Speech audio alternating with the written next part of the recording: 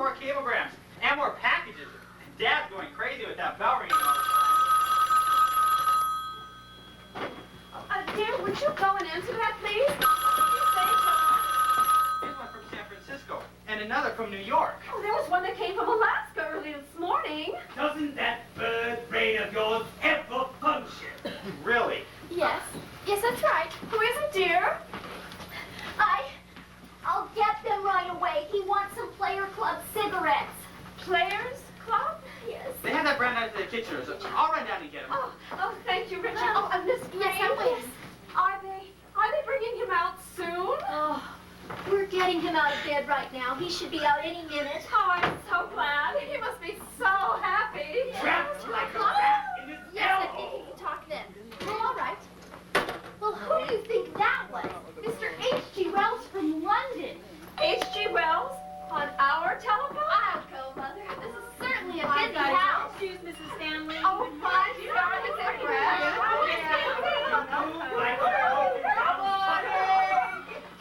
Guess what? He's getting up and coming out this morning. Can we stay? Why can't we stay? Yes, Dickey, may we stay? Why, I think that would be fine. I think he would like that. Do you know what else? What, dear? Would you tell? Oh, my goodness, this is just so much. Dolly, bring Mother a chair, quickly. I'll be upstairs, Mother, if you need me. Oh, fine, dear. And tell your father he needs to come down right away. Mr. Whiteside's coming out. Is he really coming out this morning? Yes. I brought him a plant. Do you think I could give it to him? Oh, how lovely. And some cabbage with jelly. Mother makes the best in the county. Oh, how nice. Who do you think was on the phone just now? H.G. Wells from London. And we've had telephone calls and cables from all over this country and Europe. Oh, from the New York Times and Albert Einstein, President Harry S. Truman, the Mount Wilson Observatory. Oh, there's just so much going on. I'm just simply exhausted.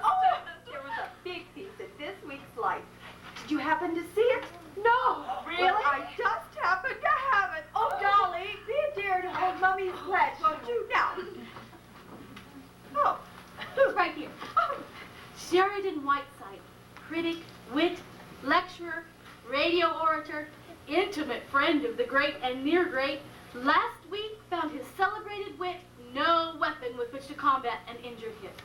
Mr. Whiteside, trekking across the country on one of his annual lecture tours, met his Waterloo in the form of a small piece of ice on the doorstep of Mr. and Mrs. Result, canceled lectures, disappointment to thousands of adoring club women in Omaha, Denver, and all points west. Oh. Further result, the idol of the airwaves rests until further notice in the home of surprise Mr. and Mrs. Stanley. Possibility Christmas may be postponed this year. What's that mean? Oh, I don't know, dear. Oh, my. Ah, a small piece of ice on the doorstep of Mr. and Mrs. Ernest W. Stanley. Oh, think of it. Oh, of course, Daisy, if it were my house, I'd have a bronze plaque put on the step right where he fell. Oh, you would. I know you would, Mabel. But you know, I just feel terrible about this. He never goes anywhere for dinner, and then he agreed to come here, and this had to happen. Poor Mr. Whiteside. Oh, but just think of it. It will be so wonderful having him with us, even for a little while. Why, we'll sit around in the evenings, and we'll talk about books and plays and all the famous people he knows. He'll talk in that wonderful voice of his. Maybe we could find Mr. Chips here. Oh, Daisy, I can't wait any longer. If Mr. Whiteside... Good morning, Ernest, he's coming out any minute. H.G. Wells called from London, and we're in live. Look. Daisy, I don't like this kind of publicity at all. When do you suppose he's going to leave? Well, he's only getting up this morning. After all, he's had quite a shock, and he's been in bed for 2 full weeks. He'll certainly have to have a few days' rest, Ernest. Well, I'm sure it's an honor, his being here in this house, but it is a little upsetting. Phones going all the time, bells ringing, messenger boys running in and out. Pardon me, Mrs. Stanley. Have the cigarettes come yet? Oh, they should be here any minute. My son went for them. Oh, this is Miss Cutler, Mr. Whiteside's secretary. How do you do? Will you please move this poof? Oh, you mean he's coming out now? He is indeed. He's coming out. Oh, June, Mr. Whiteside's coming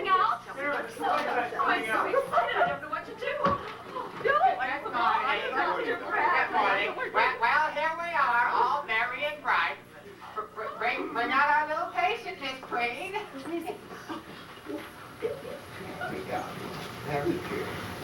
Very good.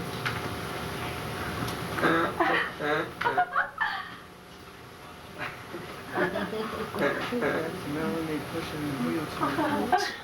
I may vomit. Oh, good morning, Mr. Whiteside. I'm Mrs. Ernest Stanley, remember?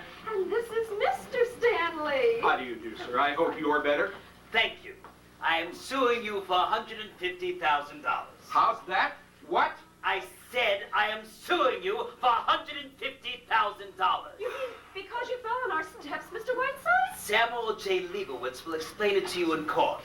Who are those harpies standing there like the kiss of death? Mr. Whiteside, I brought you some cats for Dilly. Made from your own foot, I have no doubt. Now, Mrs. Stanley, I have a few small matters to take up with you. Since this corner druggist at my elbow informs me that I must remain quiet in this moldy mortuary for at least another 10 days, due entirely to your stupidity and negligence, I shall have to carry on my activities as best I can. Why, I shall require the exclusive use of this room, as well as that drafty sewer you call the library. I want no one to come in or out while I'm in this room. What do you mean, sir? But we have to use the stairs to get to our rooms, Mr. Whiteside. Isn't there a back entrance? Why, yes. Then use that. I shall also require a room for my secretary, Miss Cutler. Now, let's see. There will be a great many incoming and outgoing calls, so please don't use the phone. I sleep until noon and must have it quiet at the house until that hour. There'll be 5 for lunch then. Now, where's the cook? If I might interrupt you for a moment, sir. You may not, sir. What are you doing?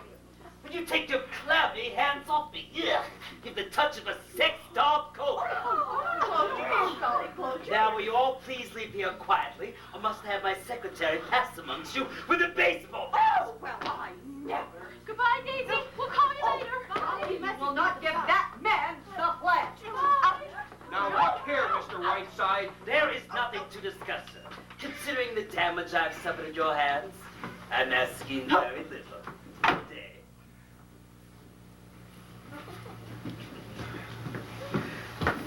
I'll call you from the office later, Daisy. Not on this phone, please. Now, here's my menu for lunch. But I've already ordered lunch. It'll be sent up to you on a tray. I'm using the dining room for my guests. Now, where are those cigarettes? Oh, my son went for them. I don't know what's... Oh, here's the menu, Sarah. I'll just have mine upstairs on a tray. Young lady, I cannot stand indecision. Either go up those stairs or come down them. Goodness sakes, leave us family.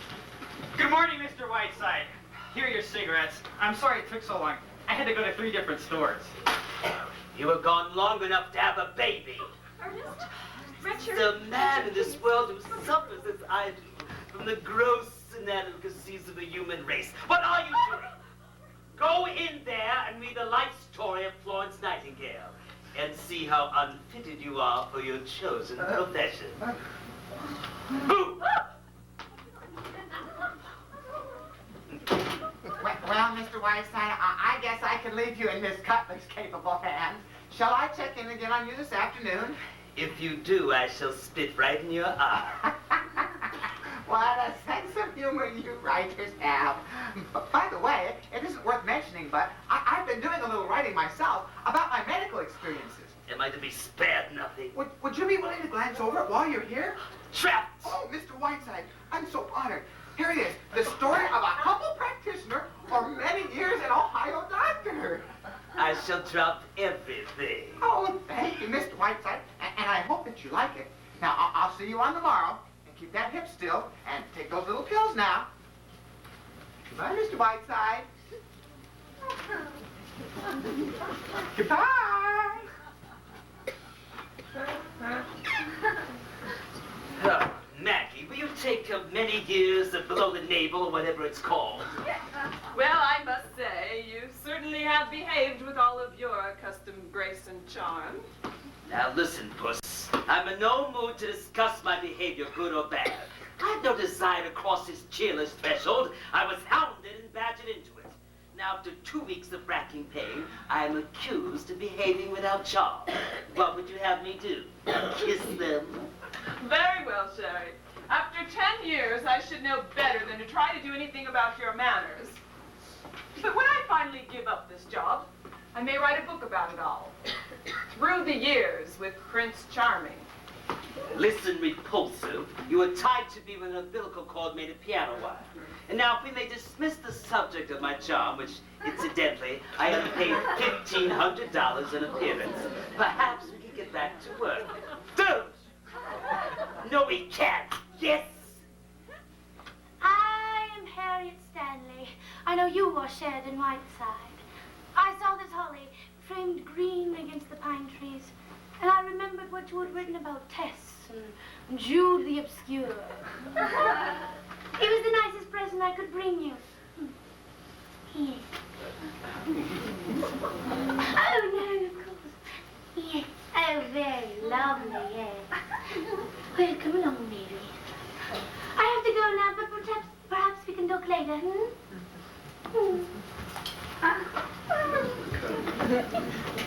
Bye-bye. No, but the dog is... Bye. For pity's sake, what was that? That was Mr. Stanley's sister, Harriet. I've talked to her a few times. She's quite strange. Strange. She's right out of the hounds of Baskerville. You know, I think I've seen that face somewhere before. Nonsense. You couldn't have. Oh, well, very well. Let's get back to work. Here, press this into the doctor's book.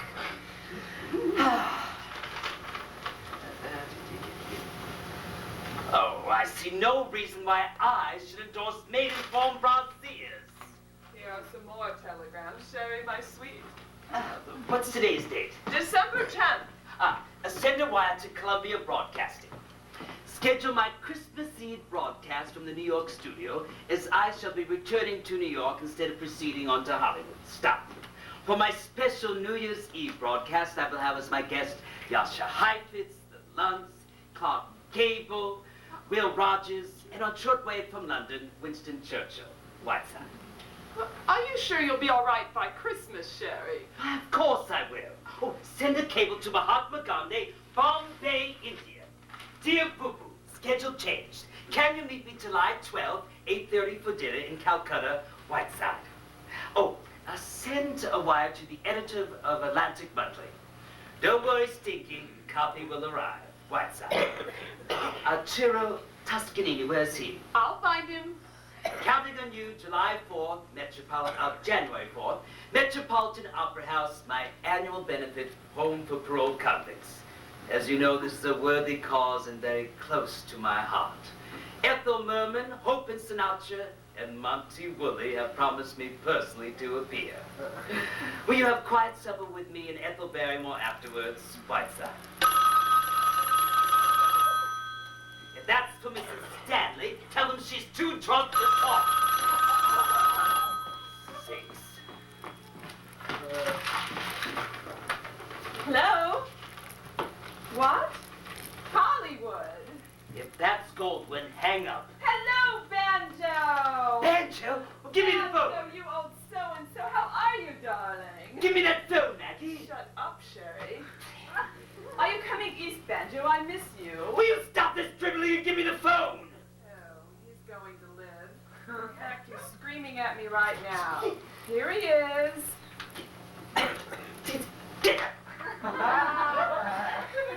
Yes, how are you, pawns behind, and what are you getting me for Christmas? How are you, Banjo? How's Hollywood? How's that picture coming? Yes. How are Law and Hardy? Oh, me? Oh, I'm fine. Couldn't be in better hands if the best horse doctor in town. Even looks like a horse. What about you? Having fun playing any cribbage? What?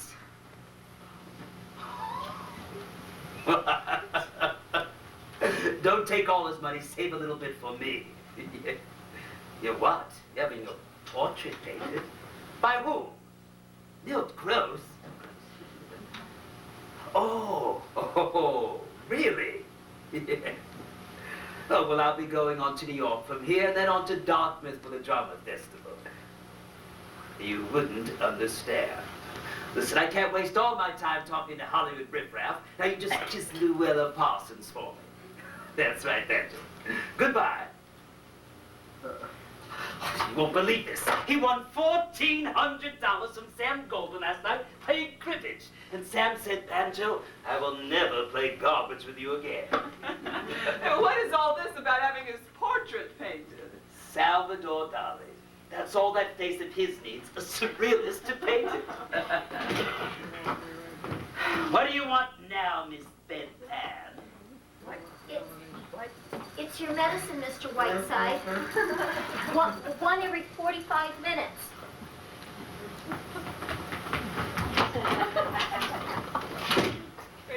Now, where were we? Oh, here's a cable from that dear friend of yours. Lorraine Sheldon. Give me that, dear. Sherry, my poor sweet lamb. I've been in Scotland on a shooting party with Lord and Lady Kennard, and only just heard of your poor sweet hip. I'm down in Surrey with Lord Bottomley, sailing Wednesday on the Normandy, and cannot wait to see my poor sweet Sherry, your blossom girl, Lorraine.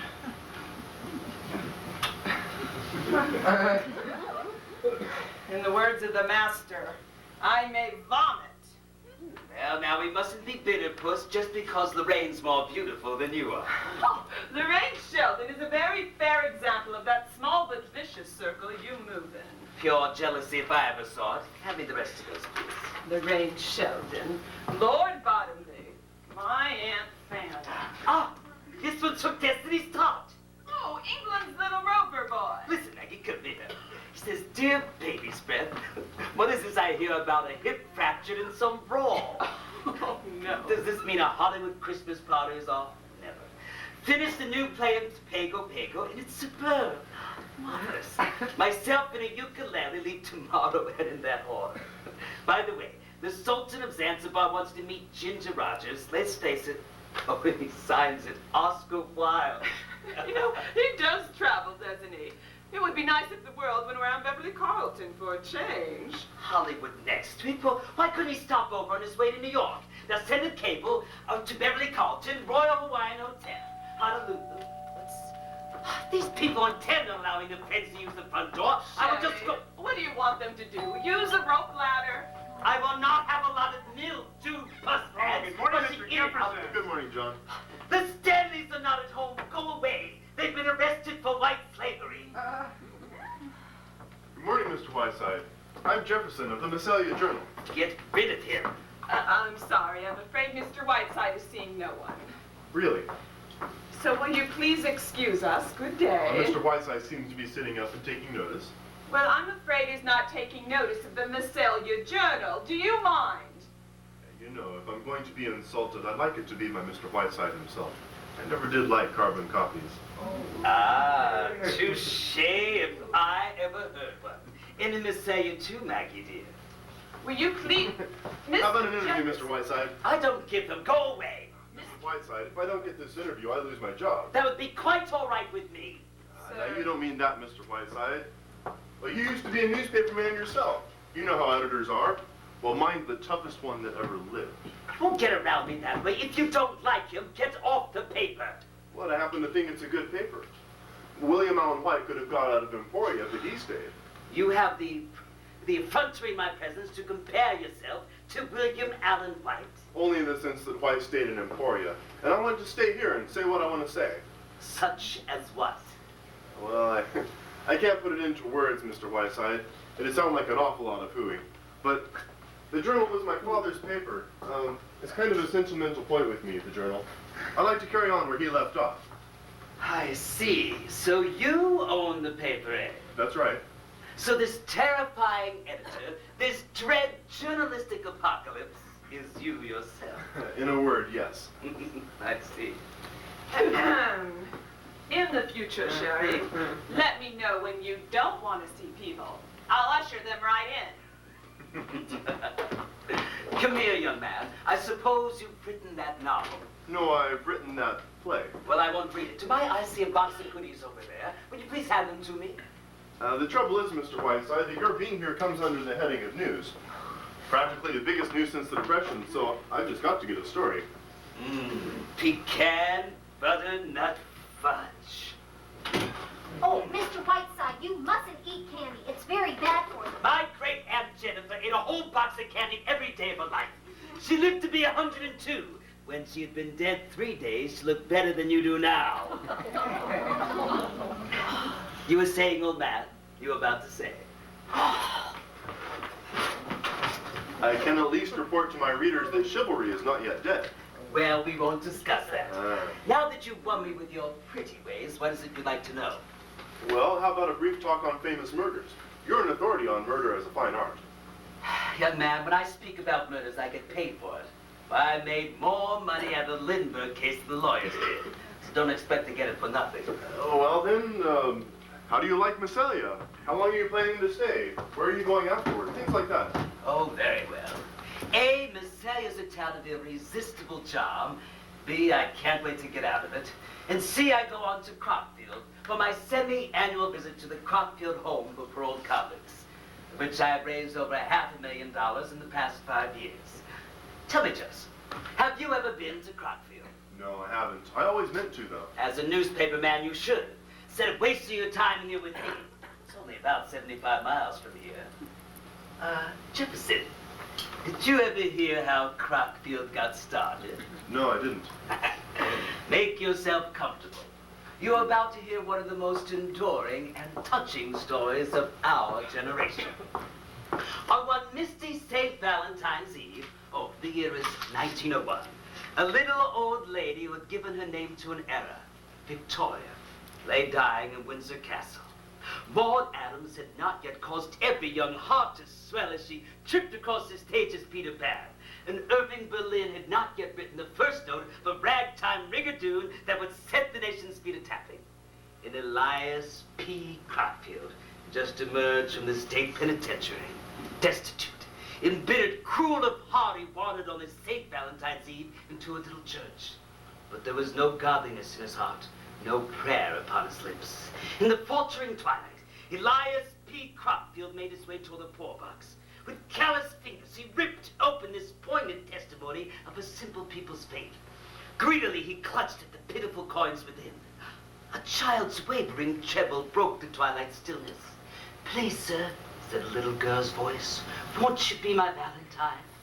Elias P. Crockfield turned around, and there stood before him a bewitching little creature of 5, her yellow hair cascading over her shoulders like a golden Niagara. In her tiny, outstretched hand, a humble Valentine. In that crystal moment, a sealed door in the heart of Elias P. Crockfield opened forever, and in his mind was born an idea. 25 years later, 3,000 ruddy-cheeked convicts were cavorting on the broad lawns of Crockfield, frolicking in the cool depths of its swimming pool, and broadcasting with its own symphony orchestra from its own radio station. Elias P. Crockfield has long since gone to his maker, but the girl of golden curls, now grown to lovely womanhood, is known as the Angel of Crockfield, for she is the wife of the warden. And in the halls of Crockfield, between a Rembrandt and an El Greco, there hangs, in a simple frame, a humble Valentine. And in the men's washroom, every Christmas Eve, appears the ghost of Elias P. Crockfield in one of the booths. You sign this, please. This aging debutante, Jefferson, I remain in my employ only because she's the sole means of support of her two-headed brother. I understand. Well, thank you very much, Mr. Whiteside. You've been very kind. Oh, you're welcome. Oh, by the way, I'm a cribbage player if you need one while you're here. Fine. How much can you afford to lose? I usually win. Well, we won't discuss that. Why don't you come back at 8:30? We'll play three-handed with Elsie Dinsmore here. Oh, Sherry! Sherry! Metz!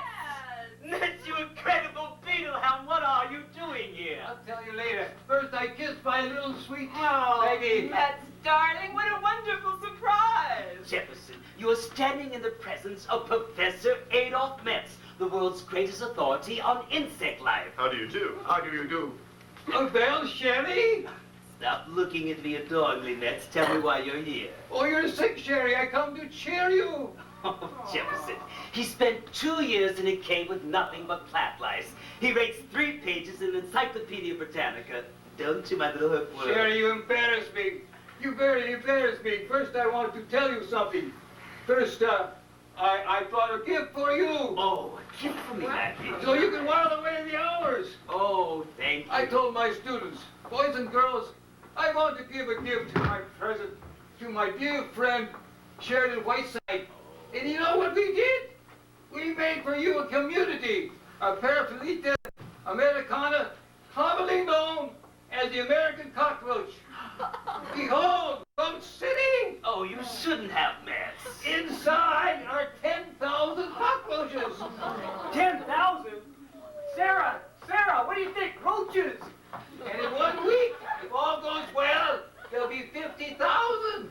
If all goes well, what can go wrong? Cockroaches, not in my kitchen. In this Roach City, they play, they fall in love, they mate, they hoochie-coochie, Gucci. they have families, they live, they die. Oh, here's a cemetery. They actually bury their old dead. I'm glad of that, or I'd have to do it. Yes, Sherry, you can watch them live out their whole lives. Look, here's a store where they store the grain. Here's a commissary for the aristocracy. And over here is maternity hospital. My. Oh, it's very exciting, it's very interesting, fascinating. It is. They actually do what human beings do. Everything that human beings do. They Well. Oh, I've got something here for you. Some earphones that you can listen to the mating calls. Oh, my. That's something you never Please heard. on. It's like something. Oh, yes. Oh. There's microphones down deep inside. You can hear them. Wait, here they go. Listen. Well, how long has this been going on? Aha! Paraplaneta! Americana! There are cockroaches in this house. I beg your pardon. Mr. Whiteside, I don't know who this man is, but I will not stand here in my... Then go upstairs. These are probably my luncheon guests. Metz, you're staying for the day, of course. Oh, see, yes, I will. Yes, Jefferson, indeed. stay for lunch. Glad to. Let them know there were 2 more guests next. Certainly. Ah, come right in, gentlemen. Welcome. Ah, Baker. Hello there. Jefferson, these are the fruits of that humble Valentine. These men now serving the final months of their prison terms have decided to enter the ivy-covered walls of Crockfield. They have come here today to learn from me a little bit of its tradition. Welcome, gentlemen. I envy your great adventure. You, with the baby face. You're Michelson, aren't you, Butcher Shop Murders? He ain't Michelson, I'm Michelson. Oh, yes. Thought I recognized you. The one with the beard, that's Henderson. The hatchet fiend. Always chop them up in a salad bowl, remember? Ah, yes. Excuse me, lunch is ready, Mr. Whiteside. Oh, thank you, John. Go right in, gentlemen. We're having chicken livers tetrazzini and cherries jubilee for dessert. I hope every tummy is a flutter with gastric juices. What, no salad bowl, Mr. Whiteside? I don't want to put temptation in your path, Henderson. Too bad. John, please see that we are not disturbed. I wouldn't want anyone prying on their betters. Bye-bye, hoochie-coochies.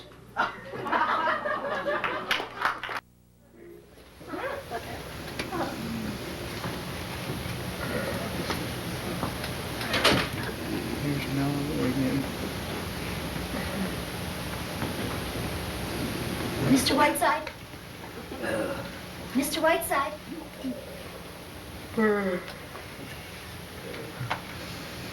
I was dreaming of Lillian Russell, and I awoke to find you. Your medicine, Mr. Whiteside. What time is it? About 6:30. Where's Miss Cutler? She went out. Out? Out, yes, with Mr. Jefferson. All right if I turn the lights up, Mr. Whiteside? Oh, certainly, John, certainly. Oh, Sarah has something for you, Mr. Whiteside. She made it special. She has? Well, where is she, my little souffle queen? Here I am, Mr. Whiteside. There she is. Oh, she walks in beauty like the night. In those deft hands, there is the art of Michelangelo. Oh, let me taste the new goodie. Poetry. Sheer poetry. And I put a touch of brandy in the dough. Do you like it? Ambrosia. And I'm making your beef Wellington for dinner tonight. Oh, I have known but 3 great cooks in my life. The Khedive of Egypt has one, my great Aunt Jennifer another, and the 3rd, Sarah, is you. Oh, Mr. Whiteside. How would you like to come to New York and work for me? You and Johnny. Why, Mr. Whiteside. Sarah, Well, it does sound exciting, doesn't it? but what will we say to Mr. and Mrs. Stanley? Just goodbye. But they'd be awfully mad, wouldn't they? After all, they have been so very kind to us. Well, if they ever come to New York, we'll have to have them over for dinner, if I'm out of town. Now run along and think about what I had to say. Oh, John, would you please remove those lovelies? Remember, this is our little secret just between us. Put plenty of sherry in that Wellington. Yes, sir. John, be sure to put the lid on tight on those cockroaches.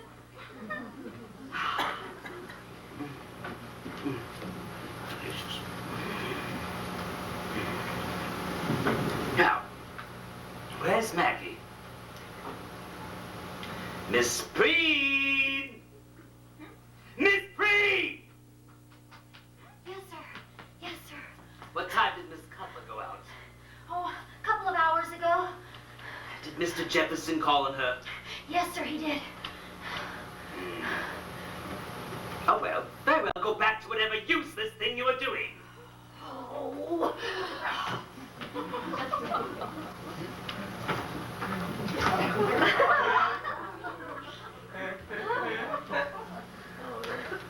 Dear Mr. Whiteside, may I show you a few mementos of the past? I somehow feel you would love them as I do. Why, I'd be delighted, Miss Stanley. Miss Stanley, have we ever met before? Oh, no. I would have remembered. It would have been one of my cherished memories like these. Oh, here, hold the baby.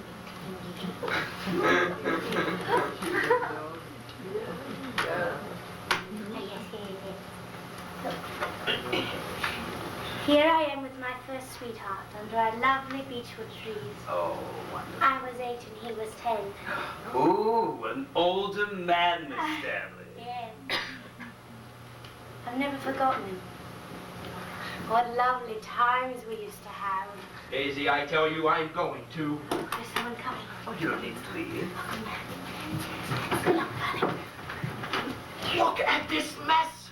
Now, Ernest, please. Daisy, be quiet. Mr. Whiteside, I want to talk to you, and I don't care if you're busy or not, but I have stood for all I'm going to stand. Indeed. This is the last straw. I've just received a bill from the phone company for $784. Oklahoma City, Calcutta, Hollywood, Rome, Australia, New York, New York, New York, New York, New York. Now I realize that you are a distinguished man of letters. Yes, we both do. Please. But this past week, we've not been able to call our souls our own. I've not had a meal in the dining room once. And I have to tiptoe out of the house in the morning. Now, Ernest. Daisy, please. I come home and find convicts sitting at my dinner table. Butcher shop murderers. And a man putting cockroaches in my kitchen. They just escaped, Ernest. That's not the point. I go into the bathroom and bump into 22 Chinese students that you invited here. I won't stand for it, no matter who you are. Have you quite finished? No, I have not. I go down into the cellar this morning and trip over that octopus that a Mr. J. Cousteau sent you. I tell you, Mr. Whiteside, I won't stand for it. I want you out of this house as soon as you can and go to a hotel. Stop pawing me, Daisy! That's all I have to say. Mr. Whiteside. And quite enough, I should add. May I remind you, Mr. Stanley, I am not a willing guest in this household. My doctor informs me I must remain quiet for another 10 days. At which time I believe you're so fast, the wind will knock you over. I hope. However, if you insist on my leaving before that, causing me to suffer a relapse, why, I shall sue you for every additional day that I'm held inactive, which I assure you will amount to quite a tidy sum. This is outrageous. Outrageous! As far as those petty complaints of yours, those 22 Chinese students came directly from the White House, where I assure you they use the bathroom too. Oh, I know. My husband didn't mean anything. Yes, I did. There's only I meant every word of it. There's only one point you make in which I see some slight justice. Now, naturally, I don't expect you to pay for my telephone calls. I will see to it that full restitution is made. Can you provide me with the exact amount? Yes, I can. And I certainly will. Good. I will instruct my lawyers to deduct it from the $150,000 I am suing you for. Oh, no, Ernest. Ernest. Oh. And I'll beg you not to trip over that octopus that once belonged to young Jacques Cousteau. You mustn't get excited. Remember, Mr. Whiteside is a guest here.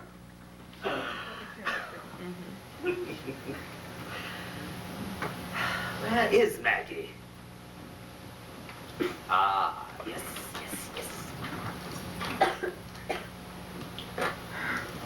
Yes, may I have the Miscelia Journal, please? Yes, Miscelia Journal. Is Mr. Jefferson there? Well, what time do you expect him in? No message. Ah, Jude, Richard, come right in. Please sit down. I don't bite. Come in. I am by nature a gracious and charming person. Now, if I veer at it is on the side of kindness and amiability. I've been observing you two for the past week, and I've noticed you two seem to be extremely likable young people. Now, I must admit, when we first met, I was definitely unpleasant to you. For that, I am very sorry. I just wish in the future wouldn't treat me like something out of Edgar Allan Poe. Do you like my new tie? Thank you, Mr. Whiteside. This makes things more pleasant. I think your tie is very pretty. Yes, and now that we are on speaking terms, Mr. Whiteside, I don't mind telling you, I have been admiring all your ties. Well, do you like this one? I certainly do. Well, it's yours. Thank you. Really? This curious legend that I am a difficult person is pure fabrication. Ice skating game. I used to cut figure eights myself, arm in arm with Betsy Ross waving the flag behind us. Oh, it was wonderful on the ice today. Miss Cutler and Mr. Jefferson were there. Maggie, ice skating? Yes, and she's good, too. I got a marvelous picture of her. Were they still there when you left? I think so. Yes, they were. Mr. Whiteside, do you mind if I get a picture of you by the tree? I'd love to have one. What? Oh, yes, of course, Richard. Go right ahead. How about my profile? Marvelous. I'm particularly fond of my nose and chin. I'm afraid you're done for, Mr. Whiteside. My brother is a camera fiend. Oh, I bet he is. Oh, how's this? Oh, you little trickster, you. Thank you, Mr. Whiteside. I got a great one. Certainly, Richard. Hello, Miss Cutler. Hello there. Good evening, Sherry. Oh, Sherry, you've got this place looking like an old parrot cage. Did you nap while I was out? What's the matter, dear? Cat run away with your tongue? Don't look at me with those big cow eyes, you sex-ridden hag. Where have you been all afternoon? Alley-catting around with Bert Jefferson? Oh, Sherry, Bert read me his play this afternoon. And it isn't just that play written by a newspaper man. It's superb. I want you to read it tonight. It just cries out for Helen Hayes. Will you send it to her, Sherry, and will you read it tonight? No. No, I will not read it tonight, nor any other night. And while we're on the subject of Mr. Jefferson, why didn't you ask him to pay your salary since he takes up most of your time? Come now, Sherry, it isn't as bad as that. Isn't as bad as that? I haven't even been able to locate you. not knowing what haylofts you frequent. Sherry, stop behaving like a spoiled child. Oh, don't take that patronizing tone with me. You flea-bitten Cleopatra.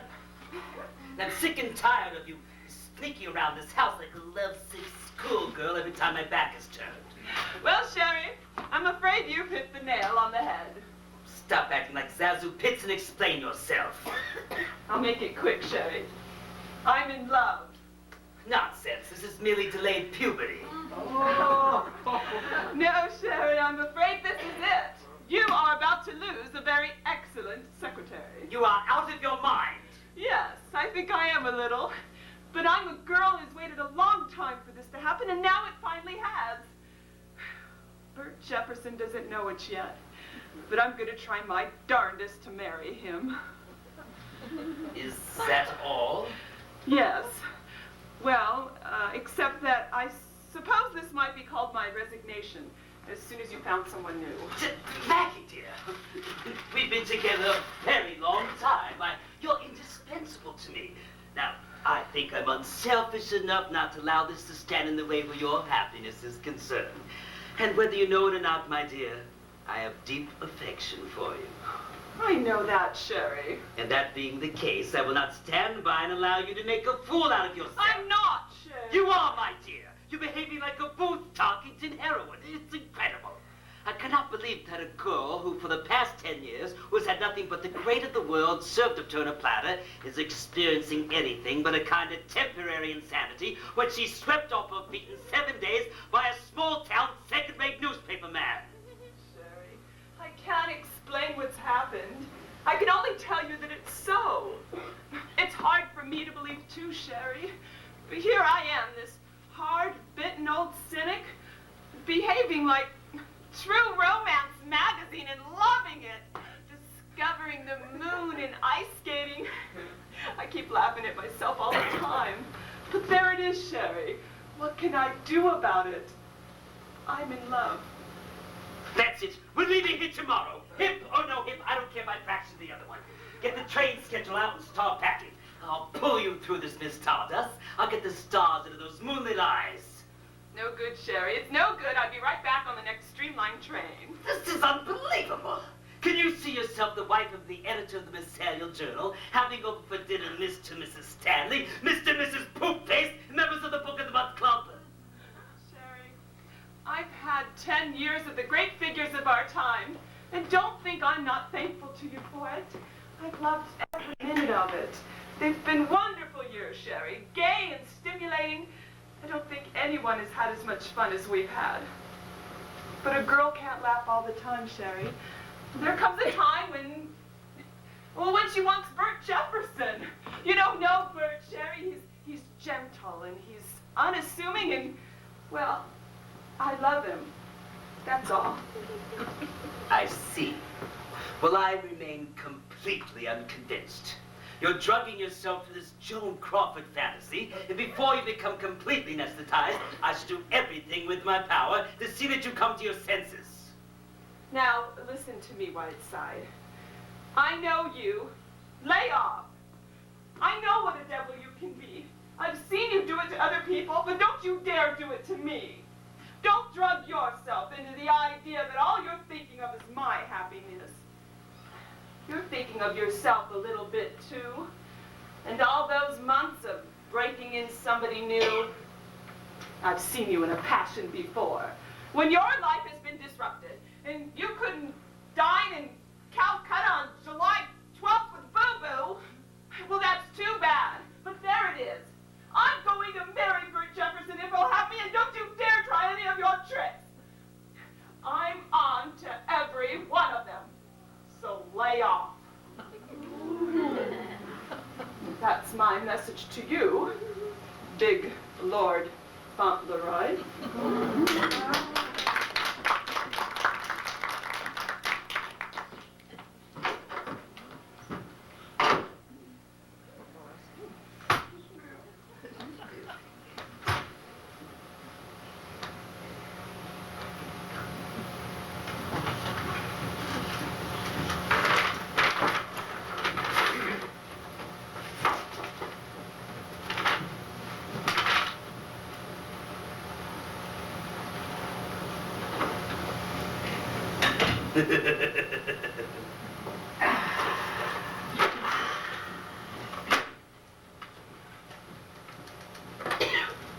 Long distance, please. I'd like to place a transatlantic call. Yes, transatlantic operator. I'd like to speak to Miss Lorraine Sheldon. Sheldon. She's on the Normandy. It sailed the day before yesterday from Southampton. Will it take long? All right, this is Mr. Whiteside. This is Miss Celia 142. Good evening, John. Good evening, Doctor. Well, good evening, Mr. Whiteside. Dr. Bradley, please come back tomorrow. I'm busy. Mr. Whiteside, what would be the best possible news that I could bring you? You have hydrophobia. Mr. Whiteside, you are a well man. You can get up and walk now. You could leave here tomorrow. What do you mean? Well, sir, Mr. Whiteside, I was looking at those x-rays this afternoon, and you know what? I've been looking at the wrong x-rays. I've been looking at Mrs. Moffat's x-rays. You're perfectly, absolutely well. Would you lower your voice? What's the matter, Mr. Whiteside? Aren't you pleased? Delighted. Naturally. It's just that this news comes at a very unexpected moment. Rather curious time. Dr. Bradley, I have great news for you, too. I've been reading your book, what is it, Too Many Years in Ohio Butcher? An Ohio doctor, Yes. Well, I consider it extremely close to being one of the greatest literary contributions of our time. Mr. Whiteside. So strongly do I feel about it that I want to make you a proposition.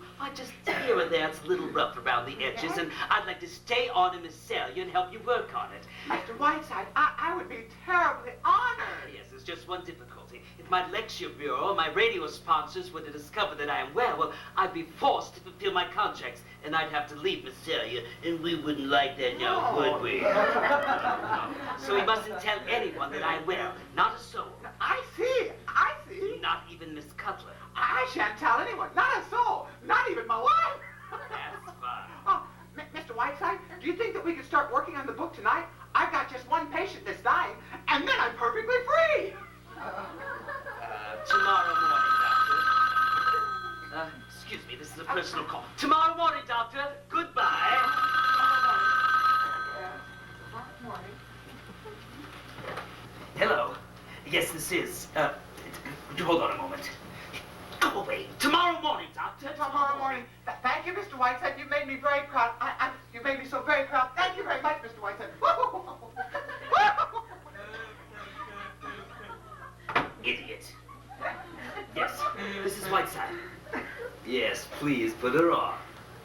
Hello, Lorraine. How's my blossom girl? Yes, I thought so, dear. Now,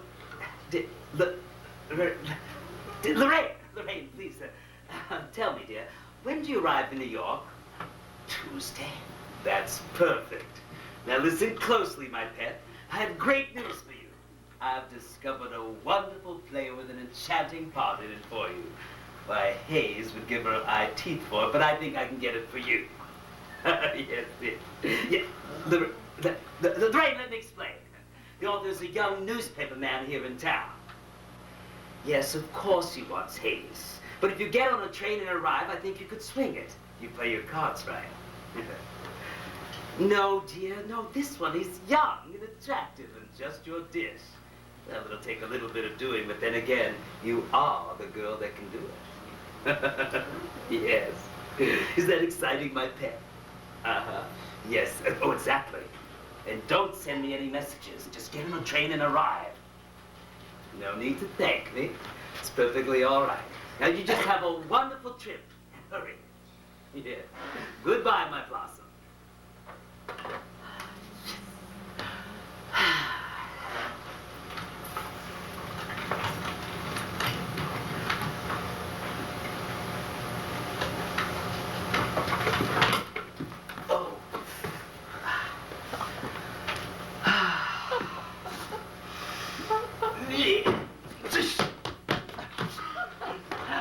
Miss Preen! You are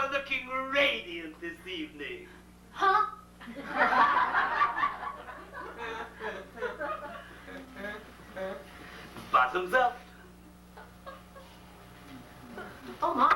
Ah, delicious.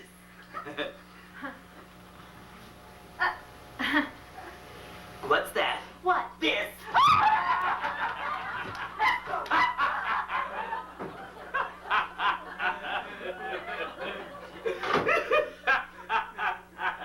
Oh, hello.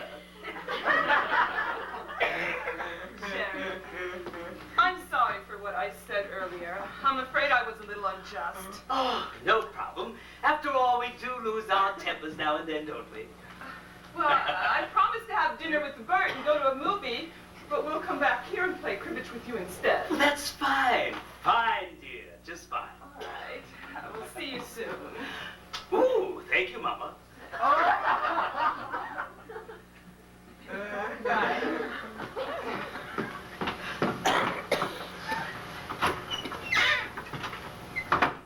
Happy days are here again. The sky above is clear again. So let's sing a song of cheer again. Happy days are here again.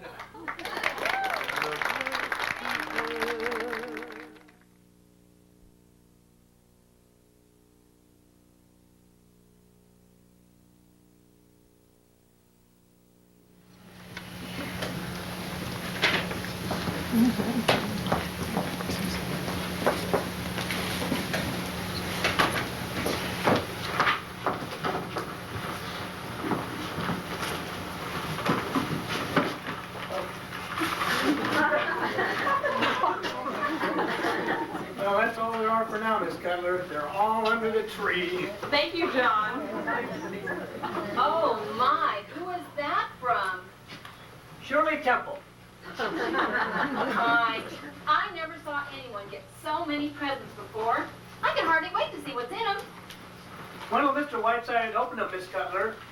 Well, you see, John, Christmas is Mr. Whiteside's personal property. First thing tomorrow morning, Mr. Whiteside will rip open each and every present, and there'll be the darndest fuss you ever saw.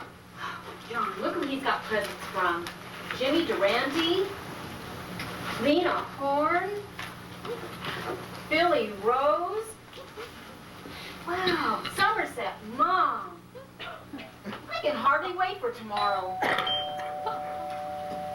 This certainly is wonderful. The tree is so beautiful. Poor Mr. and Mrs. Stanley had to put the tree up in their bedroom. And they can hardly undress up there at night. Merry Christmas. Hello, Maggie. Hello. Merry Christmas, Sarah. Merry Christmas, Mr. Jefferson. Say, business is good, isn't it? My, what a little quiet blackmail and a weekly radio hour will get you. Well, what did his sponsors give him? A full year's supply of their product, cream of mush. Yeah, well, he give it right back to them over the air. Wait till you hear tonight's broadcast, old fellow. It's so sticky I haven't been able to keep it off my fingers since I copied it. I'll bet. Look, I'll come clean.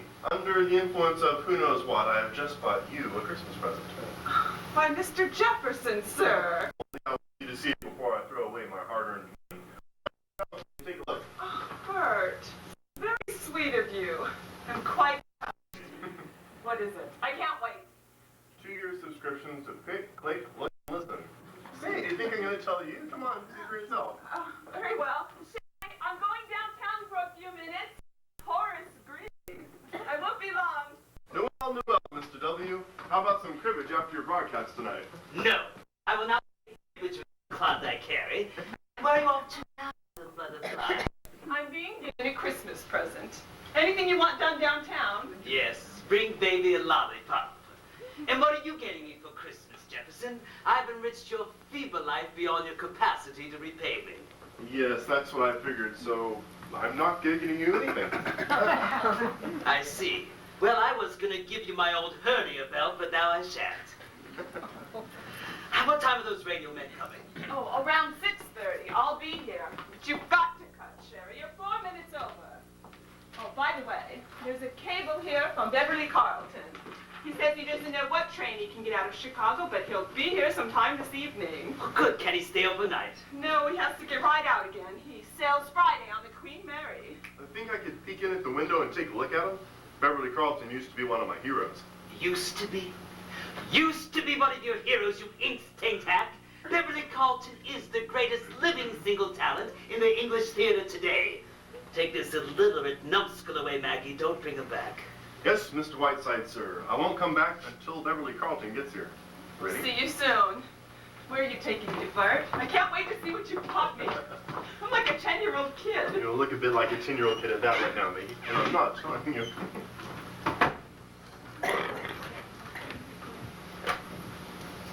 Yes, I'd like matching house, please. What? No, I do not know the number. Yes, matching house. Has Miss Lorraine Sheldon arrived yet?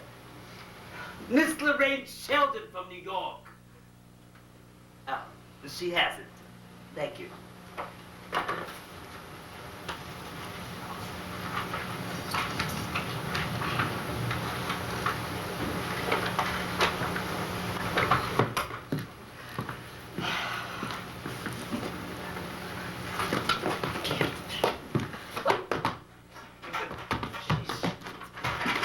Miss Preen! Must you come barging in this door? Don't you ever knock before you come into a room?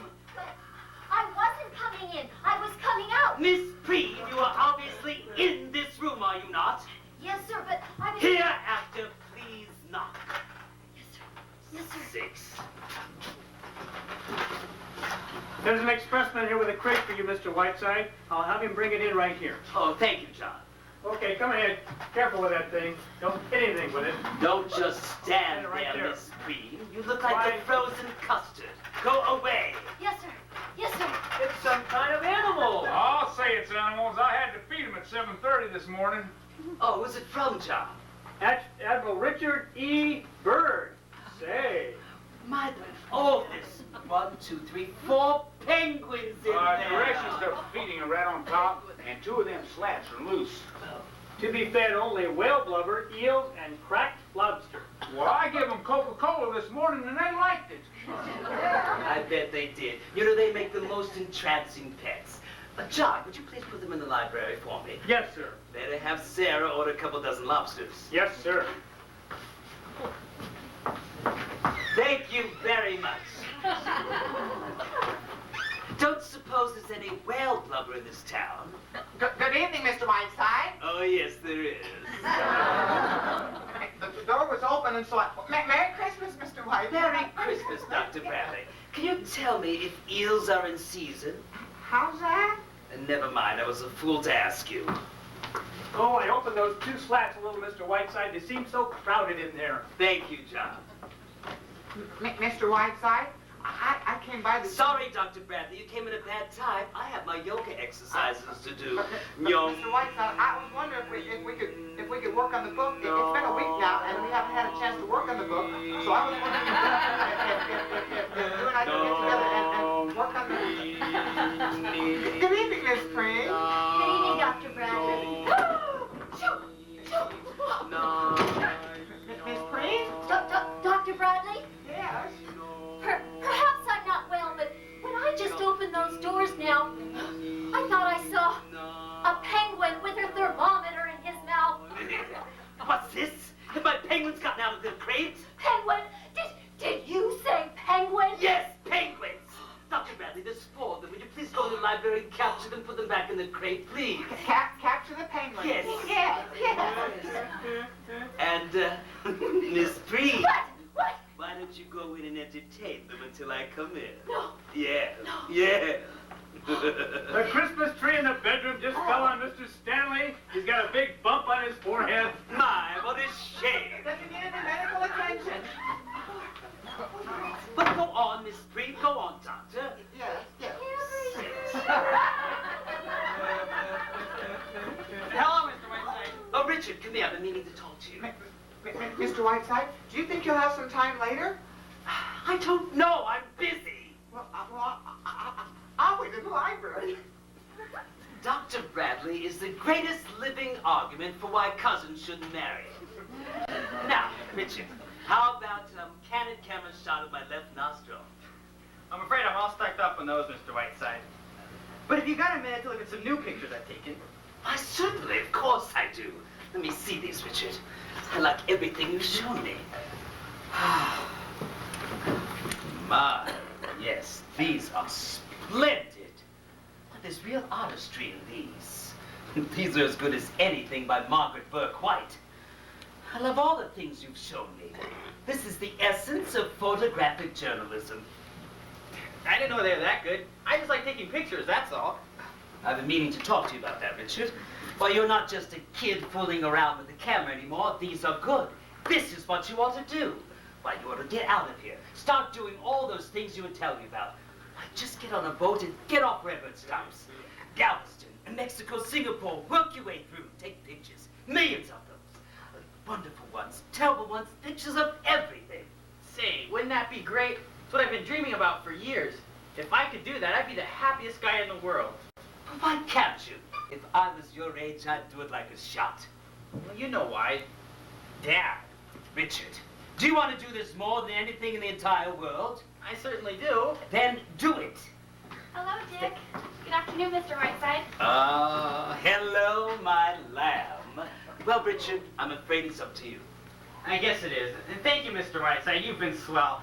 And I'll never forget it. Righto, Richard. June, are you coming upstairs? In a few minutes, Richard. Well, when you do, will you knock on my door? I'd like to talk to you. Yes, I will. Mr. Whiteside? June, you are much too young to know about the Lindbergh murder. A completely fascinating case. Now, I have 5 favorite murders in the Lindbergh case. It's one of them. Would you like to hear about it? Well, I kind of wanted to talk to you. Would you mind for a few minutes? It's very important. Oh, no, not at all. I take this is about your young Lothario at the factory. Yes. I just can't seem to make Father understand.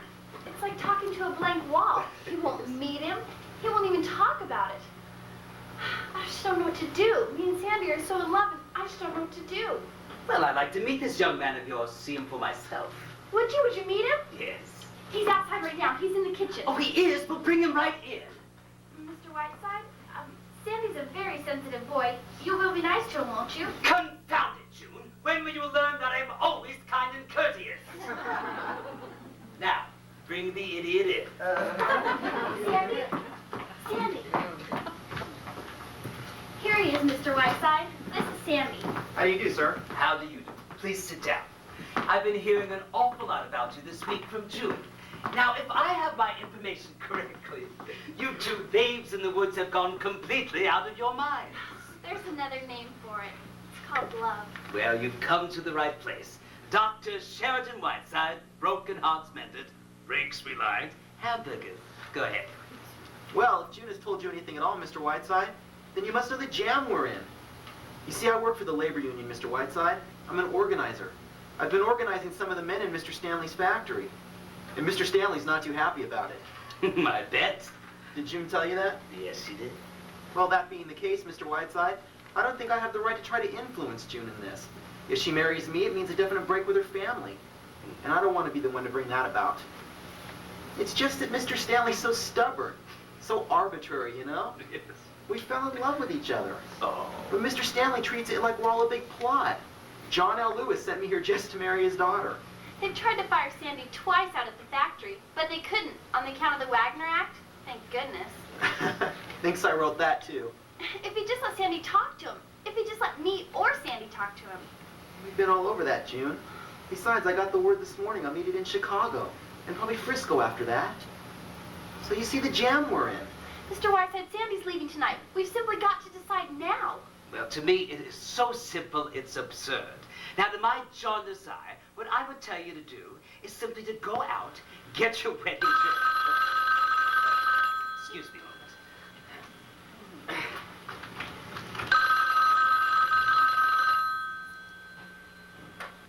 Hello. Yes, this is Whiteside. Yes, put him on, please. It's Walt Disney from Hollywood. Hello, Walt. How's my little dash of genius? Yes, I was hoping you'd call. How did you know I was here? I should have known. Yes, I'll listen right now. Oh, 10 seconds. June. Yeah. Listen to this, it sounds like static.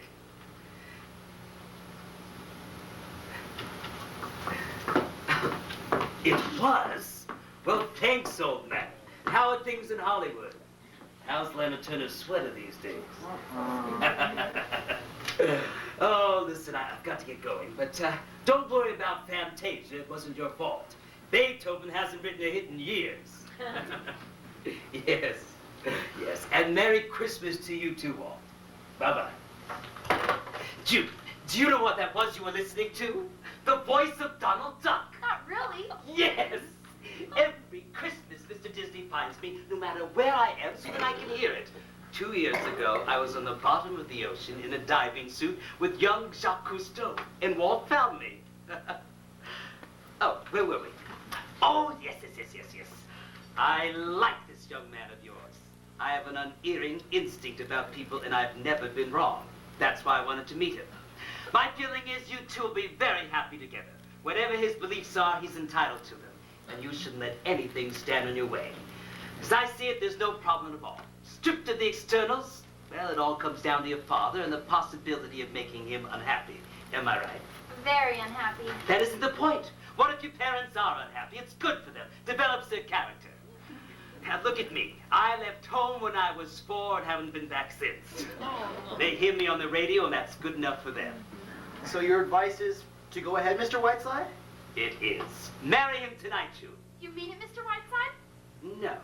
No, I think you are unworthy of this young man, and you should marry that Hamilton Fish boy. My dear, if I didn't mean it, I wouldn't say it. What do you want me to do, say it all over again? Daisy, come along. Stop, Dot. Dad.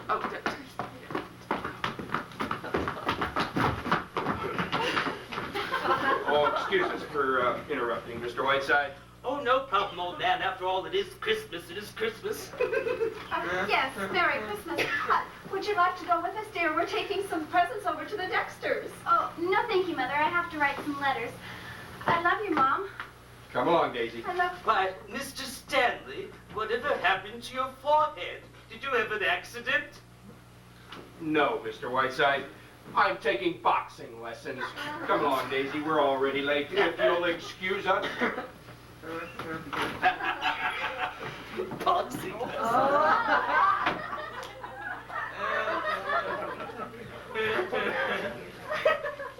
Dear Mr. Whiteside, I've been trying all day to see you and to give you this. Why, Miss Stanley, a Christmas present for me? Oh, how thoughtful of you. Oh, it's nothing. It's only a trifle, really. Oh, yes.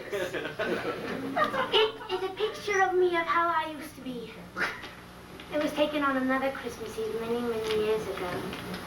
Oh. Oh, don't open it till midnight, will you? No, of course not. Oh, someone's coming.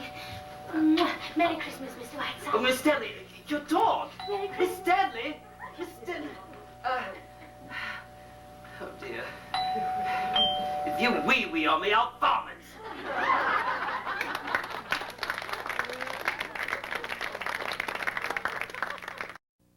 On the good ship, Lollipop, it's a nice trip to the candy shop with the bonbons play. Open there was peppermint bay, lemonade stand. Oh dear. Lemonade stand. It's Stanley residence, isn't it? Yes, it is. Please tell Mr. Whiteside Miss Sheldon's here. Ah, Lorraine, my blossom girl. Jerry, my sweet. Oh, look at this. Oh, sweet, tortured face. I want to kiss it. Mwah, mwah.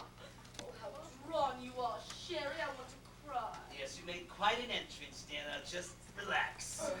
Darling, I've been so worried ever since you called, and now seeing you here in this chair. This chair fits my fanny like nothing ever has. I haven't felt this good in years. My only concern is news from the outside world. So take that skunk off and tell me everything. How are you, my darling? Darling, I'm so relieved. You look perfectly wonderful. I've never seen you look better. Do I look correct? I just dashed from New York. Didn't do a thing about Christmas. Had my head on and got right on the next train.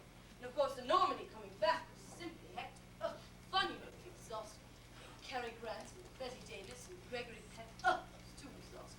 And of course, London before that. Well, I don't think I ever got to bed at all. Darling, I've got so much to tell you. I don't know where to start. We'll start with the dirt first. That's what I want to hear. Well, let's see.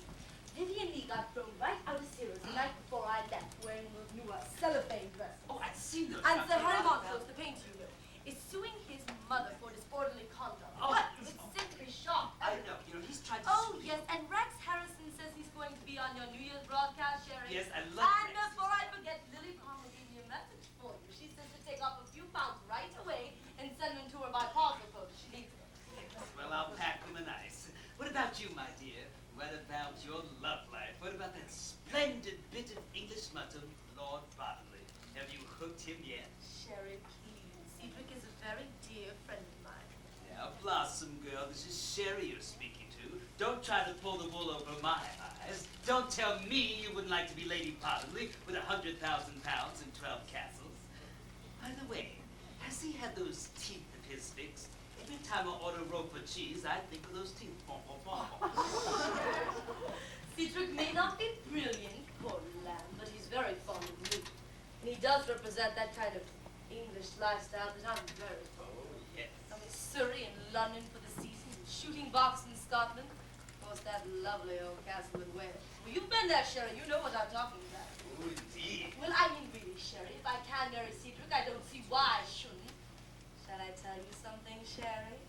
I think from something he said just before I left that he's finally coming around to it. It's not definite, mind you, but don't be surprised if I am Lady Bottomley before long. Oh, Lady Bottomley, won't Kansas City be surprised? I shall be the flower girl and give the groom an iron toothpick as a wedding present. Go on, my dear.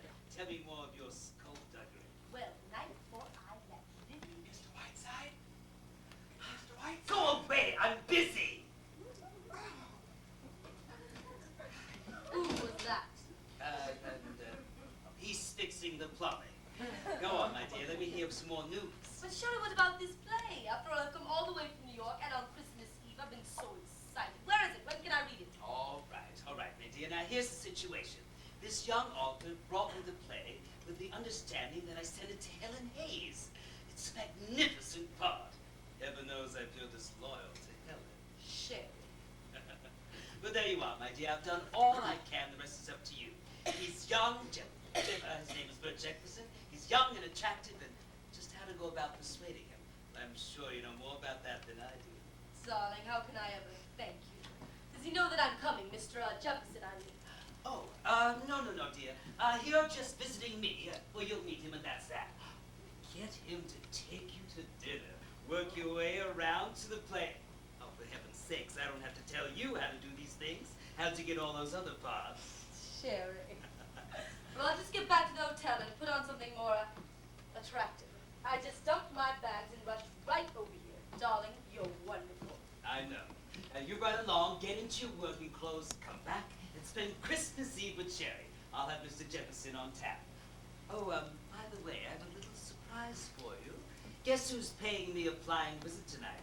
None other than your former friend and co-star, Beverly Carlton. Really? Beverly. I thought he was being glamorous again on a tramp steamer.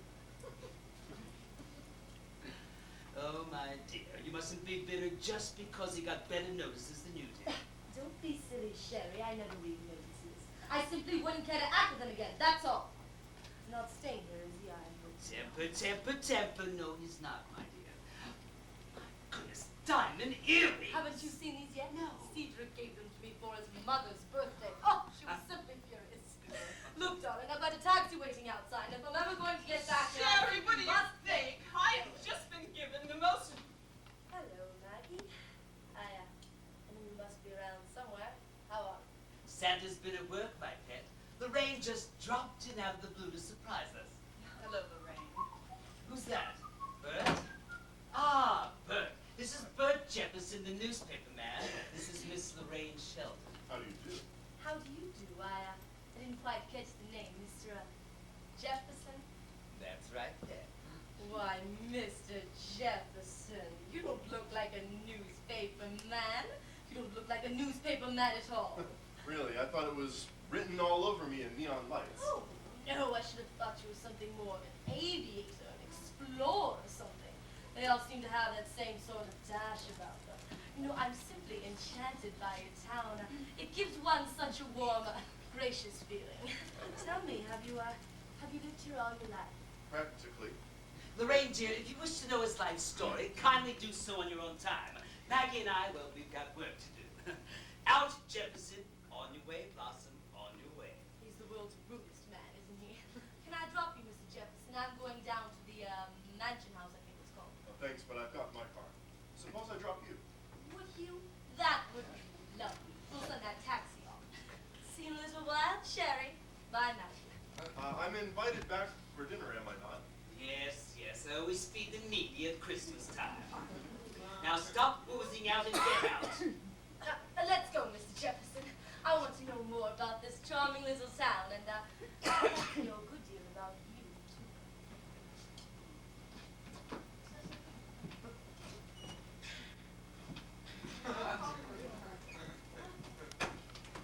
Let's see. There's a broadcast here somewhere, isn't there, dear? How many minutes do they want out? 4 minutes. She's looking very well, isn't she? What, who? The Countess de Pushover. Quite a surprise, wasn't it? Her dropping in. Yes, dear, it was. Listen, we've got plenty of work to do, please. Why, she must have gone through New York like a dose of salts. How long's she going to stay? What, I don't know, a few days. At this joyous season of the year, when in the hearts of men... Isn't it curious? There was Lorraine, snug as a bug on the Normandy. Ere the Yuletide season pass, Maggie, dear, how do they expect me to cut this? Now, Sherry dear, we will talk of it. Now listen, just because I have friends visiting me at Christmas time doesn't mean that... It's probably Beverly Carlton at the door. Go see if it is, dear. Run! Run. I'll get it, John.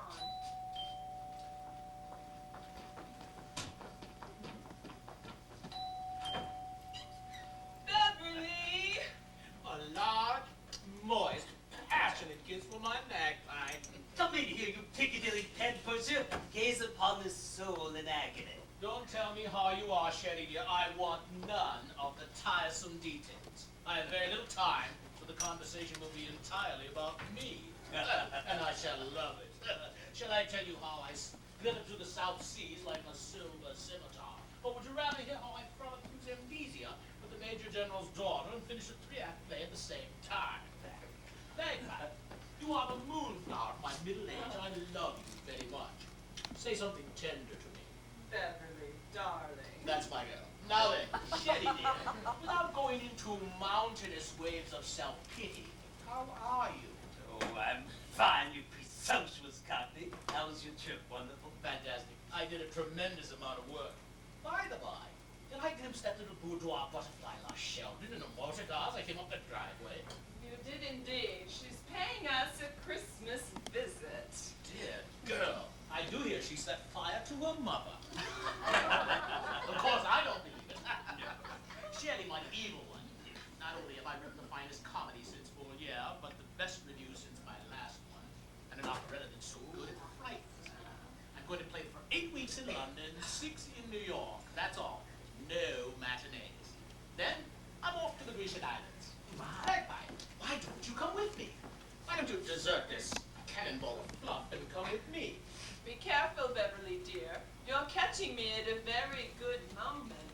Did you have a good time in Hollywood? How many days were you there? 3 unbelievable days. I saw everyone from Adrian to Zanuck.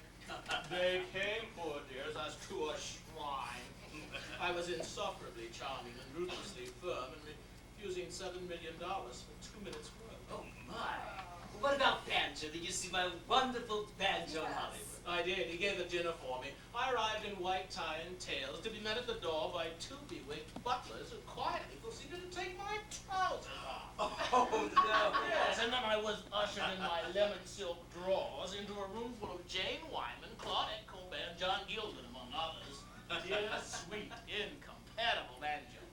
I will never forget that summer in a tears when Banjo put a microphone in the... Oh, Beverly, I miss Banjo. Why, what's the matter, Magpie?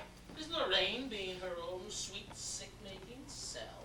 Well, you wouldn't take her to the Grecian Islands with you, would you, Beverly? Just for me. Now, dear, come on. Lorraine is a completely charming person who has gallantly given up a Christmas to spend it with me. Well, I knew I had a bit of dirt for all of us to nibble on. Mr. Whiteside? Mr. Whiteside? Will you go away? Leave me alone. Have you kidnapped someone, Shay? Yes, that's Buster Brown. Now go on. Is this something juicy? Juicy as a pomegranate. It's the latest report from London on the winter maneuvers of Miss Lorraine Sheldon around the left flank, actually all flanks, of Lord Cedric Bottomley. Listen, Lorraine has just left us in a cloud of Chanel number 5. Since September, in her relentless pursuit of his lordship, she has paused only long enough to change her girdle and check her oil. She has chased him panting from castle to castle till he finally took refuge for several weekends in the gentleman's lavatory of the House of Lords. Oh, man. Practically no one is betting on the Derby this year. We're all making book on Lorraine. She leaves tomorrow on the Normandy, but would return on the Atlantic Clipper if Bottomley so much as belches in her direction. Have you ever met Lord Bottomley, Magpie? No, I haven't. Not very good to shoot it, I blasted. Only 6 parts of it.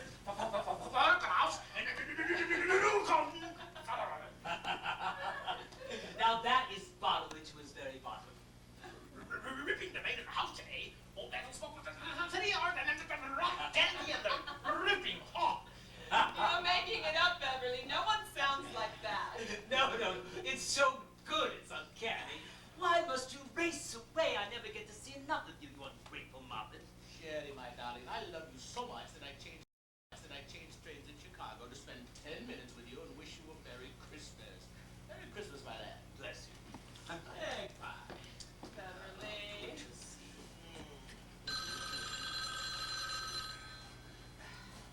Well, get rid of the Maggie. Beverly, can you think? So many people using a phone, people using loud music. Hello? Ridiculous. Oh, hello, Bert. Just a minute. Beverly, will you speak with the newspaper man for just 2 minutes? I kind of promised him. Won't have time, Magpie, unless he's under the tree. Oh, wait a minute. Oh, will you meet him at the station then? Just for a minute before your train goes. All right. Bert, go to the station and wait for him. He'll be there in a few minutes. Goodbye.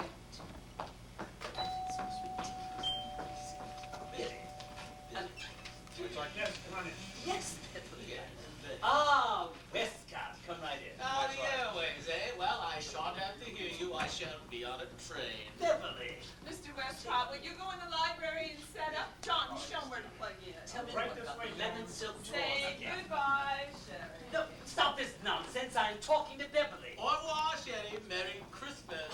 I will not be rushed out of here like a baby that has to go pee-pee.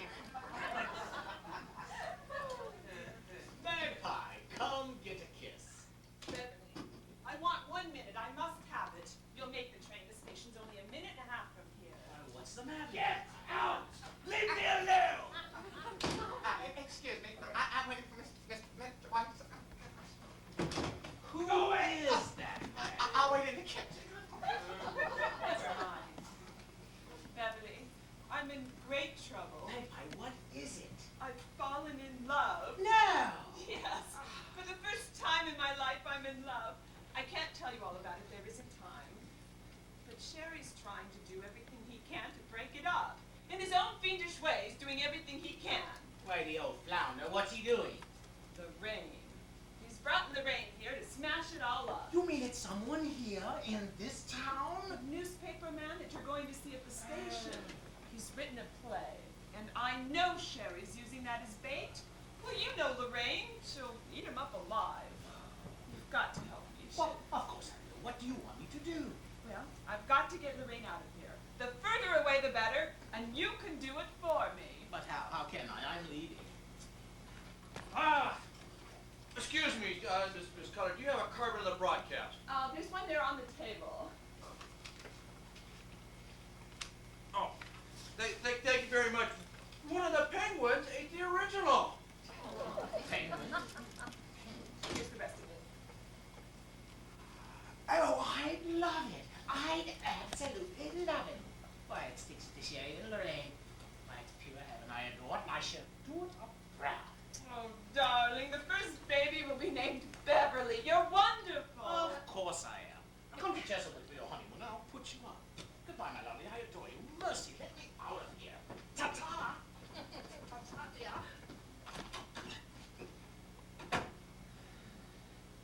Well, Sherry, look who's sorry now.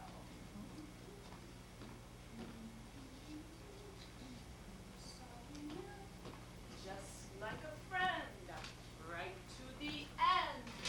I tried to warn you somehow. You've had your way, now you must pay. I'm glad that you're sorry now. Oh.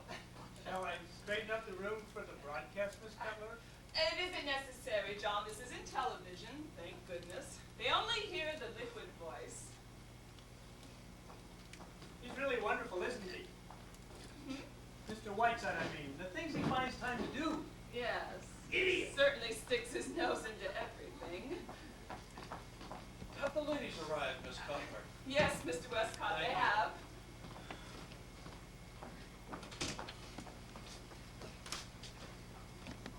Why, Miss June, are you going away? Why, no, John, no. Mr. Whiteside isn't there, I suppose. He's getting ready to go on the radio. Well, would you... Oh, never mind. Look, Where is he? Is he in the library? yes, he's busy. Oh, well, maybe let's go in. Come on. Thank you, John. Hello, dear. Where's Sheridan? He's inside broadcasting. He's going to be on the broadcast for very soon. Oh, of course, Christmas Eve. What a wonderful man Sheridan Whiteside is. You know, it must be such an utter joy to be secretary to someone like Sheridan. Yes, you meet such interesting people. That's quite a gown, Lorraine. Going anywhere? This? Oh, I just threw on anything at all. Aren't you dressing for dinner? No, just what meets the eye.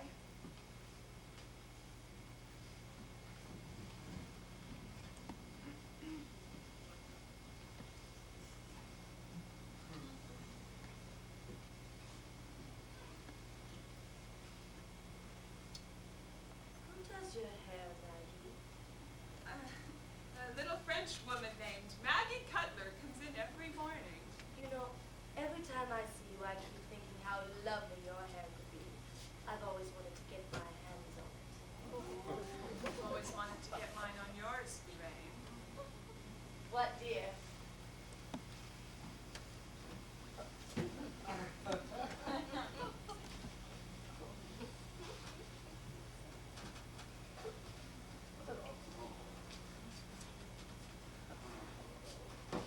Excuse me. By the way, what time is Beverly getting here? I'm not overly anxious to be seeing him again. He's been and gone, Lorraine. Really? Oh, well, I'm very glad. Oh, of course, you and Beverly are great friends, aren't you? Yes, I think Beverly's a wonderful person. Oh, I suppose he is. But really, when I finished acting with him, I was a perfect wreck. All during that tender love scene that the critics thought was so wonderful. He kept shoving peanut shells down my dress. I would act with him again if I was starving. Tell me, Lorraine, have you found a new play yet? No, I haven't. Of course, there was a pile of manuscripts in New York waiting for me, but I hurried out here to do with Sheridan. Yes, that was wonderful of you. The way you dropped everything and rushed to Sherry's wheelchair. Well, after all, Maggie dear, what else has one in this world but friends? That's what I always say. Everything okay? Yes. Man.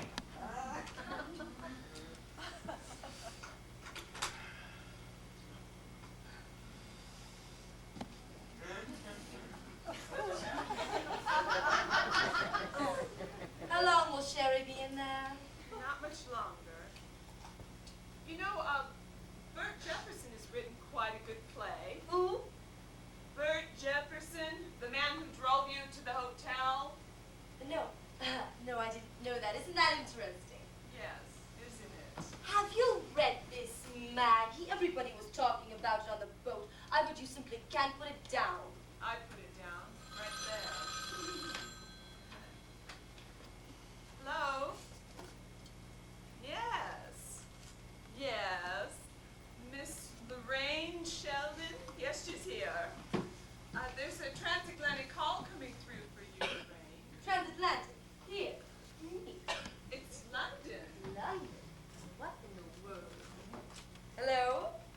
Hello? Hello, Cedric. Cedric, is this you?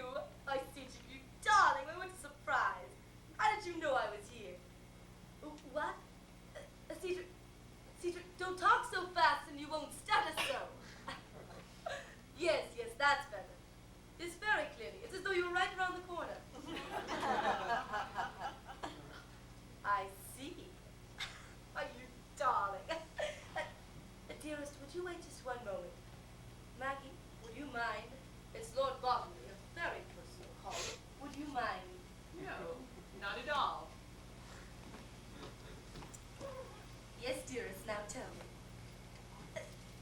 Cedric, Cedric, please don't stutter so. Don't be so nervous. Oh, my darling. Oh, my sweet. You don't know how I prayed for this every night on the boat. Yes, yes, 1,000 times yes. I'll catch the next boat right out here. Oh, what? Yes, and I love you, my darling. Oh, so much. I'll be thinking of you every moment. Yes, darling. And darling, you've made me the happiest girl in the world.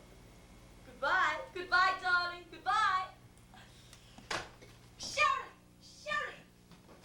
Come out here. Do you know what just happened? Cedric just called from London and he's asked me to marry him. What? Sherry, think of it last. I've got to get right out of here.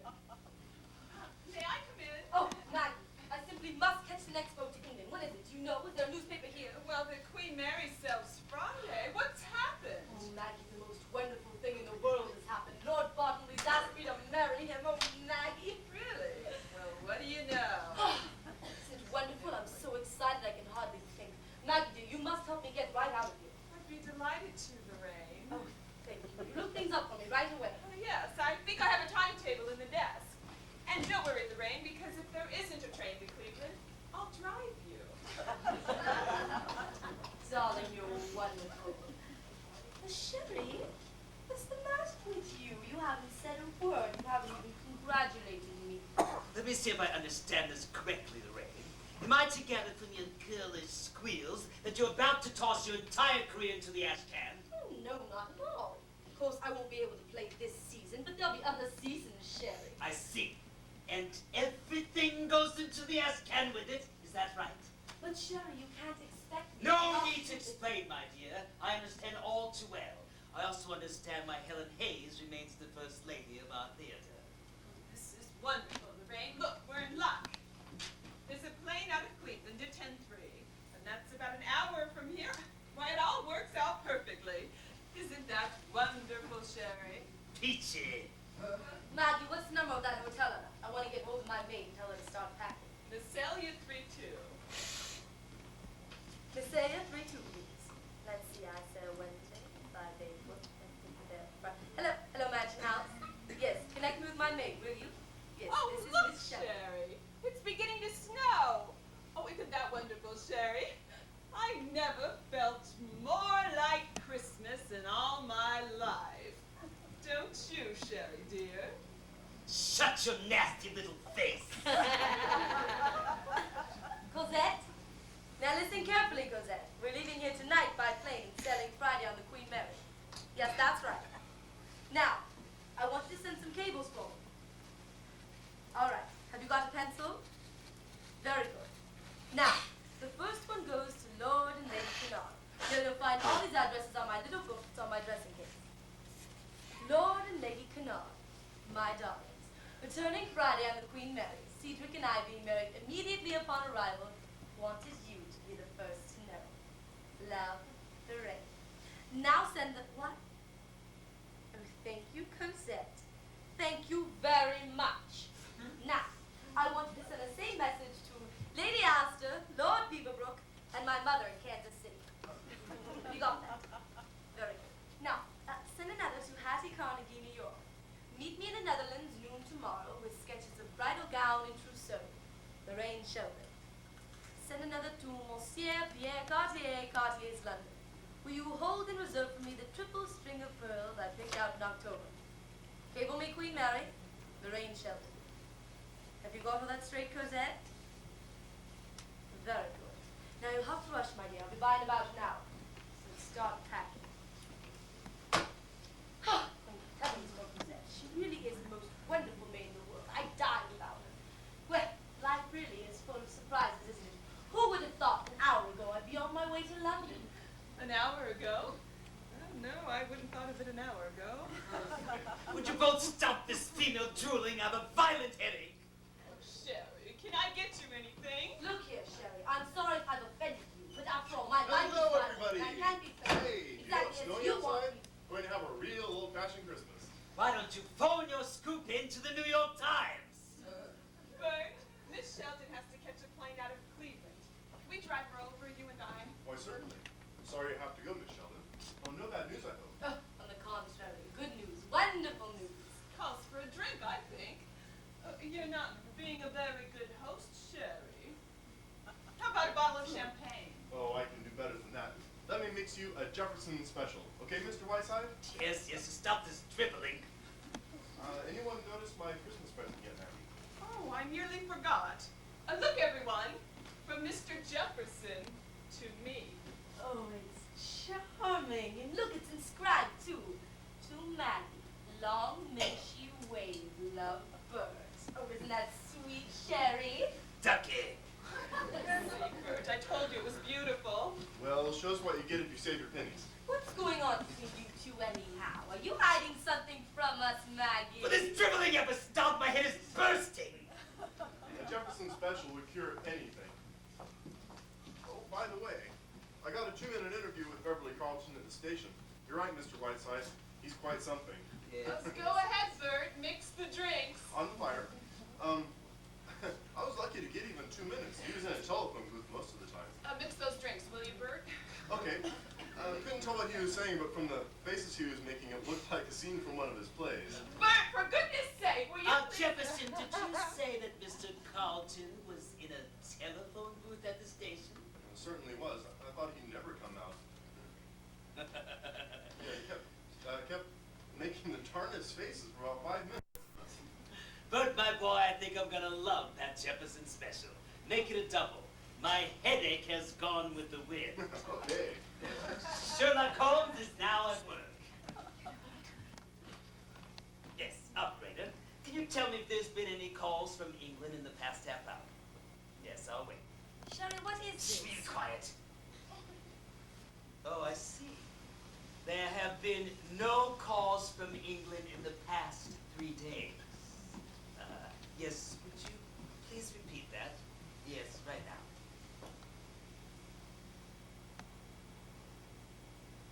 Did you hear that, my dear? Thank you, operator, and Merry Christmas. Sherry, what is all this? What does this mean? You have just played the greatest love scene of your career with your friend Beverly Carlton. But that's not true. I was talking to Cedric. What do you mean? I mean, my dear, that was Beverly you were pouring your girlish heart out to, not Lord Bottomley. And who would have thought 5 minutes ago you were not going to London? Sherry, I want this explained. Explained? Why, you heard the operator, my dear. All I can tell you is that Beverly Carlton was indulging in one of his famous bits of mimicry. Why, certainly you've heard him do Lord Bottomley before, haven't you?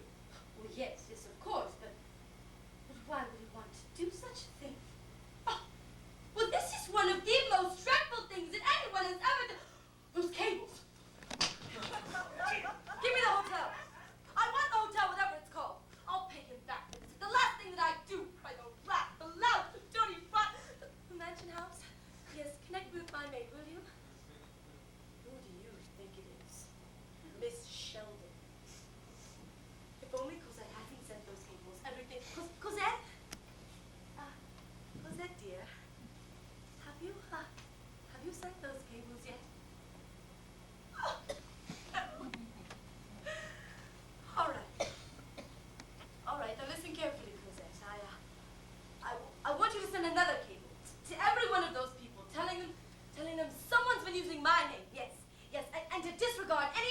they've heard from me. Except this, of course, and don't ask questions. Do as you're told. Don't argue with me, you French hussy. Do as you're told. And unpack. We're not going. Steady, Blossom, take it easy. What do you mean, take it easy? Don't you realize I'll be the laughing stock of England? Why don't dare to show my face? You know, I always knew Beverly Carlton was low, but not this low. And why? Why? It isn't even funny. That's what I'd like to know. Why? Why would Beverly Carlton want to pull a silly little stunt like this? I can't understand it. Do you, Sherry? Do you, Maggie? Well, you both saw him this afternoon.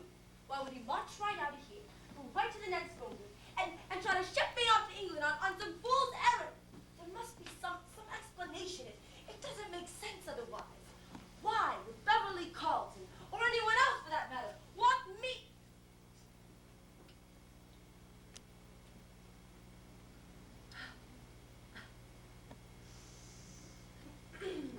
Yes,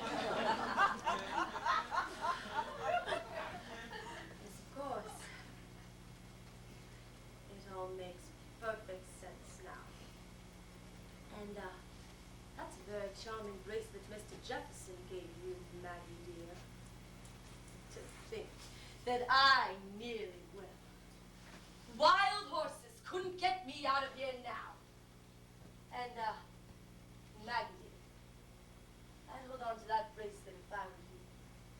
It'll be something to remember him by. All right, Mr. Whiteside, almost time. Bring it in, boys. Start hooking up testing. Here's your new copy of the broadcast. Oh, thank you, Westcott. How much longer? A couple of minutes.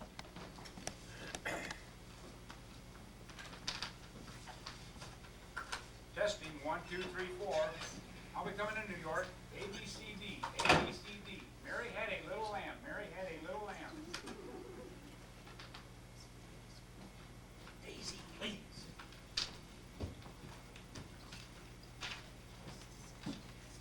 Testing, 1, 2, 3. Here come the Jefferson specials.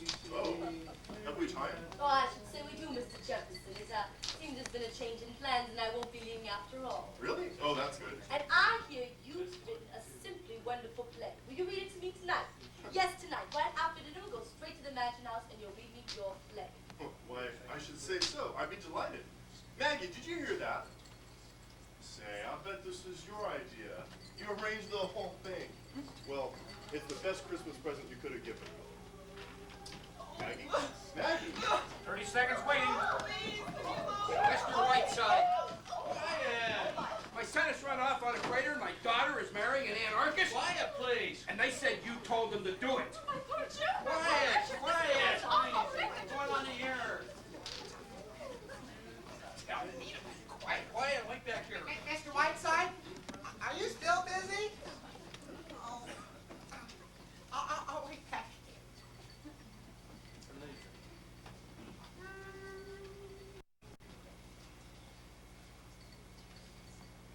Okay, New York. Silent night.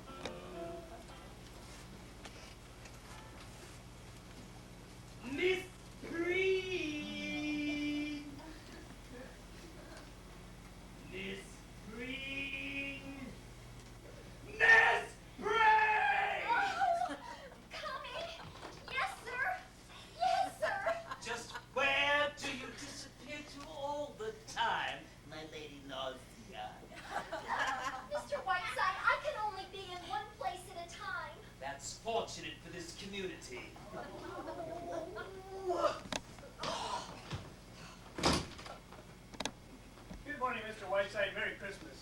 Good morning, John. Merry Christmas to you. Are you ready for breakfast, Mr. Whiteside? No, I don't think I'll have any. Have you seen Miss Cutler? No, sir, not yet.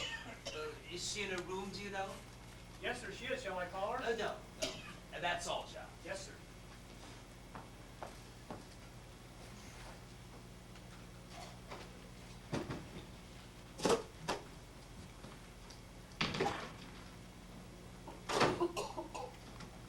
I'm leaving, Sherry. I'm taking the 1 o'clock train. You are doing nothing of the kind. Here are your keys and your driver's license. The key to the safe deposit vault is in the apartment in New York. I'll go in the library now and clear things up. Now, wait a minute here, Sarah Bernhardt. Where were you until 3 o'clock this morning? I was up half the night in this station wagon worrying about you. And you heard me calling to you when you came in. Why didn't you answer me? Look, Sherry, it's over and you've won. I don't want to talk about it anymore. Come. What are you trying to do? Make me feel like a naughty boy? Honestly, Maggie, sometimes you can be so annoying. Oh, Sherry, you know you're quite wonderful in a way. You're annoyed. I wish I had a laugh left in me. Shall I tell you something, Sherry? I think you're a selfish, petty egomaniac that would see his mother burned at the stake if that was the only way he could light his cigarette. I think you would sacrifice your best friend without a moment's hesitation if he disturbed the sacred routine of your self-centered, paltry little life. I think you are incapable of feeling any human emotion higher up than your stomach. And I was the fool of the world for ever thinking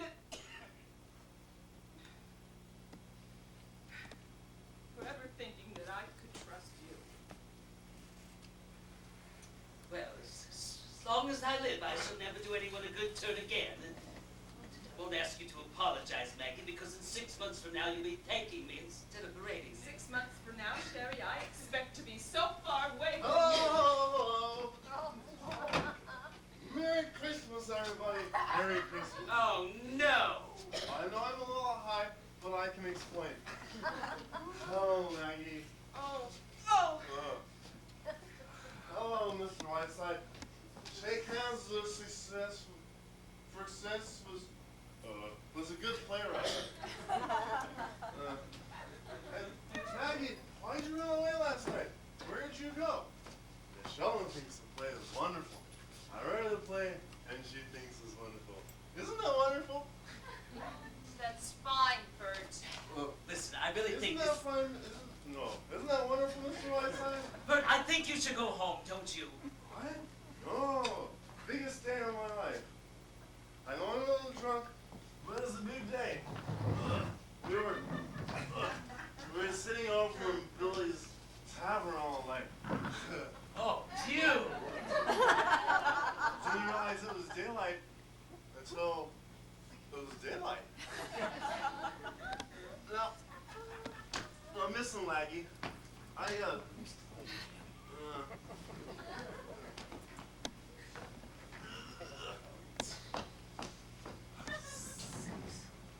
Miss Sheldon thinks the play needs just a little bit of work. Do it in 3 weeks. That's a little work. She's gonna take me to a location that's it. Just for 3 weeks. And finish the play together. Isn't that wonderful? Why don't you say something, Maggie? Bert, this isn't the time to discuss this. I really think that you should go home. Go home, take some aspirin, and sleep this off. Good morning. Merry Christmas. Merry Christmas, everyone. God bless us all. And Tiny too.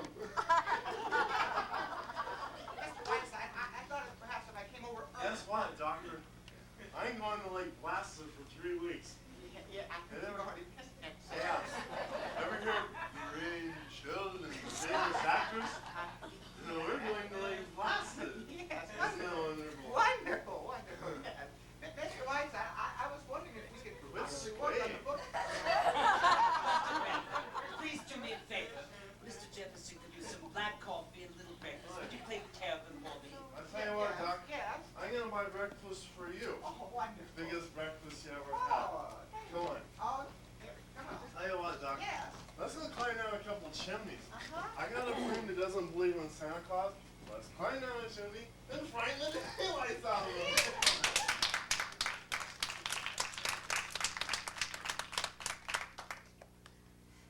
Now, Maggie, I'm willing to forgive this tawdry little outburst and talk about this calmly. I love him so terribly. Why did you do it? Sherry, why did you do it? Maggie! Maggie, come back here! I didn't know he meant so much to you! Maggie!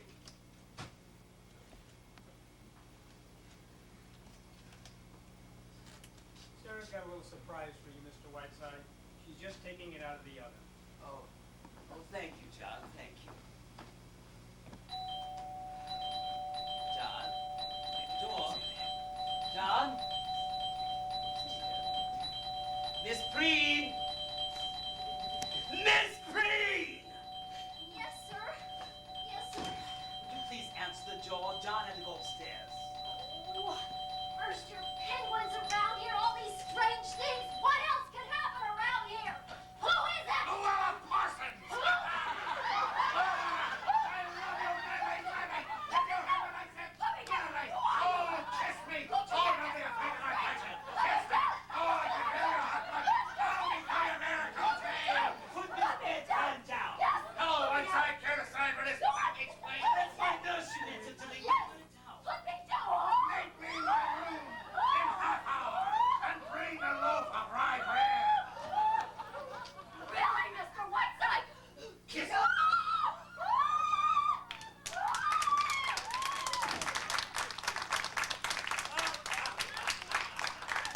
Whiteside, I'm here to spend Christmas with you. Give me a gift. Oh, get out of here! Old school fugitive. How did you get here anyway?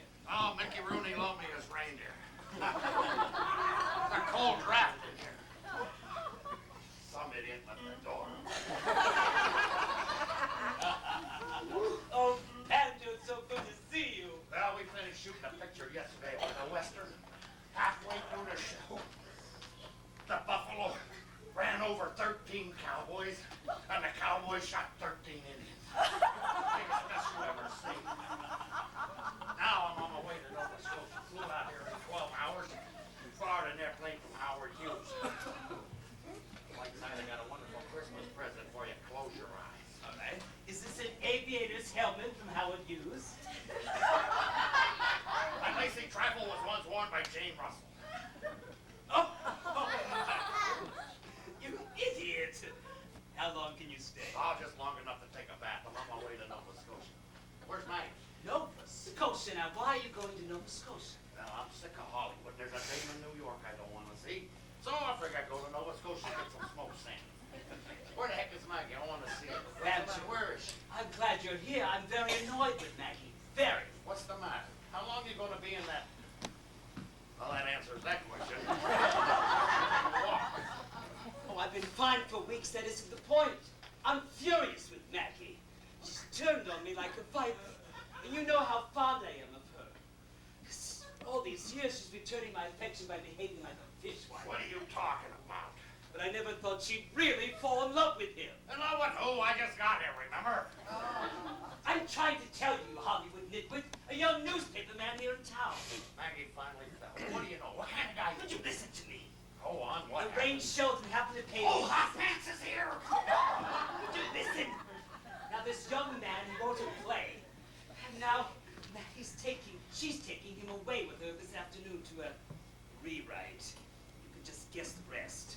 Now Maggie's in there crying her eyes out. Gee. Wait a minute. What do you mean Lorraine just happened to come out here? I smell a rat, Sherry. A rat with a dirty tail. Well, all right. But I did it for Maggie. I thought it was best for her. Oh, sure. You haven't thought of yourself in years. Poor kid. Think I should go in and talk to her. No. Leave her alone. Well, anyway, I can help, Sherry. Hey, where's this guy live? This guy she likes. Can we get hold of him? Banjo, I will have no phony warrants, so you're behaving like J. Edgar Hoover. We've been all through this before. I got Lorraine out here, and now I've got to get her away. Well, it's got to be good, Sherry. Lorraine's no dope. we can get Lorraine out of here like a bat out of... Hey, I think I got it. That guy over there in England, she's so crazy about, what's his name, Lord Fanny or something like that. No, Banjo. No, you don't catch on. Look, was that Lorraine a cable? I catch on, Banjo. So did Lorraine. It's been tried. Well, I told you she was no dope. We got a tough proposition on your hands. It's just that there's so little time. Would you get out of my chair? For goodness sakes, Lorraine's taking her. I'm away with her this afternoon. There's some way out of this. It's just that I've done my job all too well. Hell and damnation. Stuck, huh? In the words of one of our greatest lyric poets, you said it. Yeah.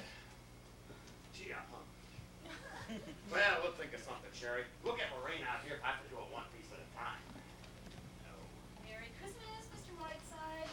Oh, excuse me. Hello, Sarah. Merry Christmas. Thank you, sir. I have something for you. You do? Mr. Whiteside, that was for you. Well, I... Contractors, no, we shall dance in the snow. La, la, la, la, la, la, la.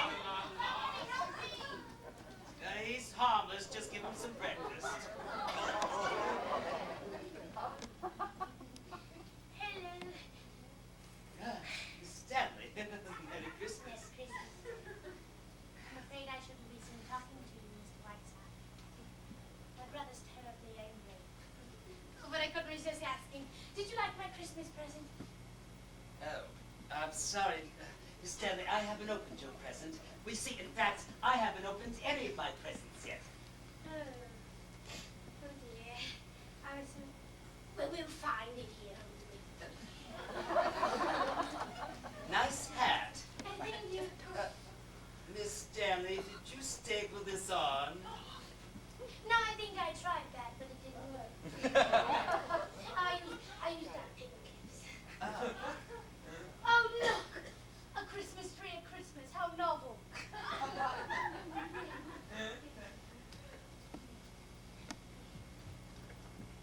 look! Look, oh dear. Here it is. Won't you open it now? Why, certainly.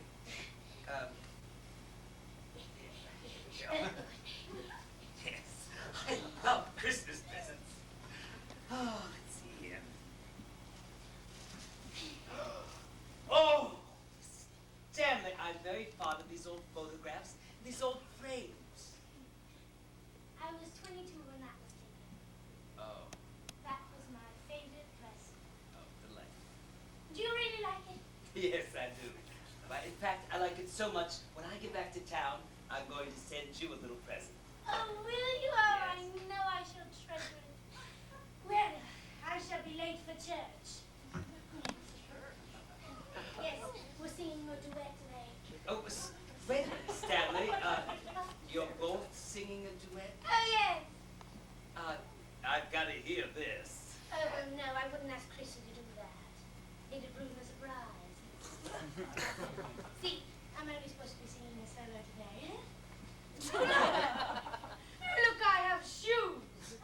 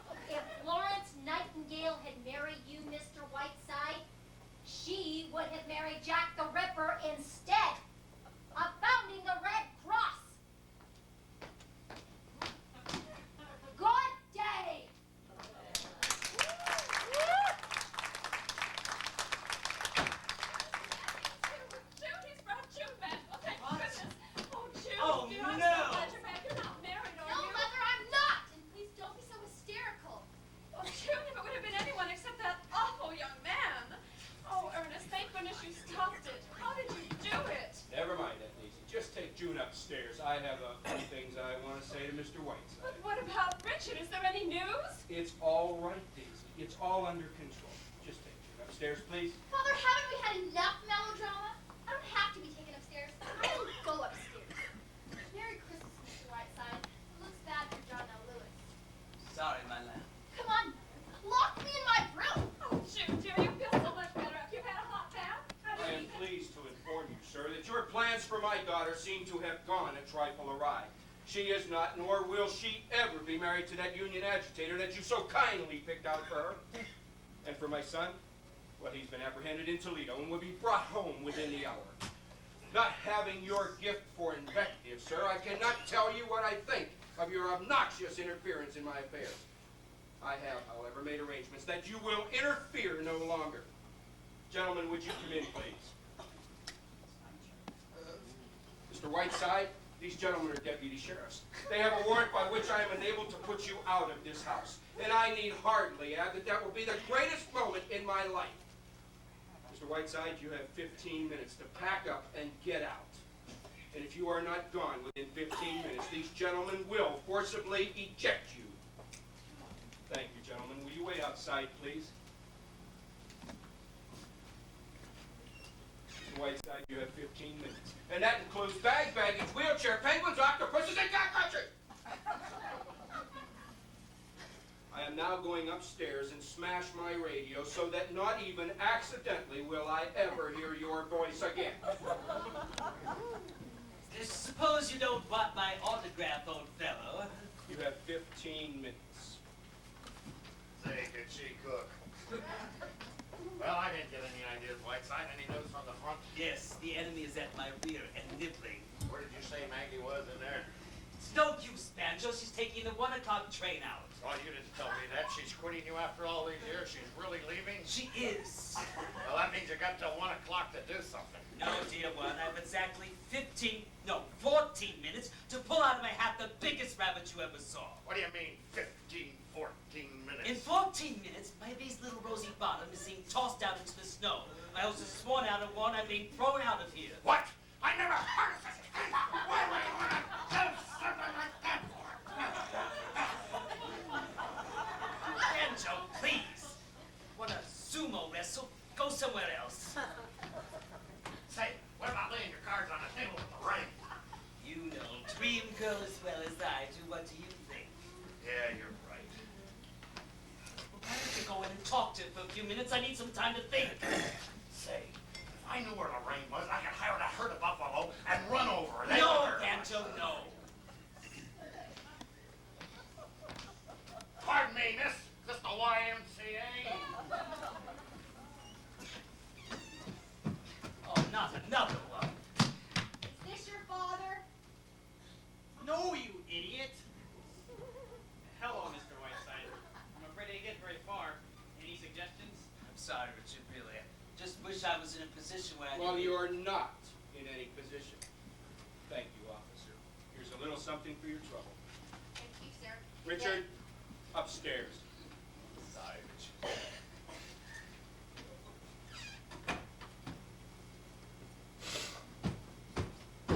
You have 10 minutes.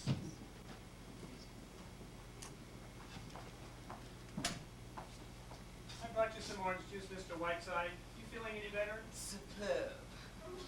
Is there any cyanide in this orange juice jar?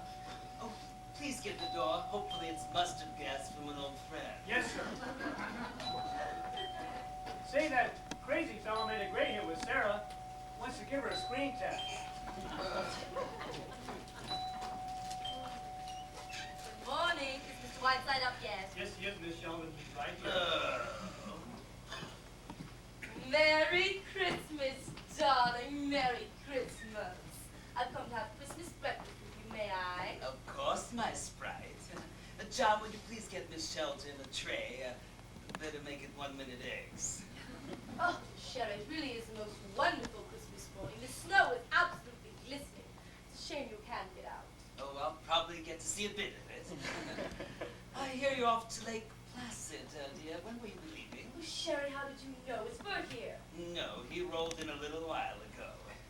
You work rather fast, don't you? Oh, darling, I was swept off my feet by the play. It's fantastically good, Sherry.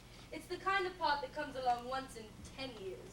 Really, Sherry, I'm so grateful to you. Sometimes I think you're the only friend I have in the whole world. Thank you, dear. When are you and Bert going off to Lake Placid? Oh, I don't know. I think it's 4 o'clock. You know, Sherry, quite apart from everything else, Bert really is a very attractive man. It makes things rather a pleasure, squaring off accounts with little Miss Vitriol. In fact, everything's worked out rather beautifully. Sherry Lamb, I want to buy you the most exquisite Christmas present you've ever had. I'm so deliriously happy that nothing can get me. That sounds like Banjo. Is he here? Yes, just a little family circle gathering at Christmas time. My, how time flies when we're having fun. We're just telling Maggie about the time. Hello there, sweetie pants. How are you?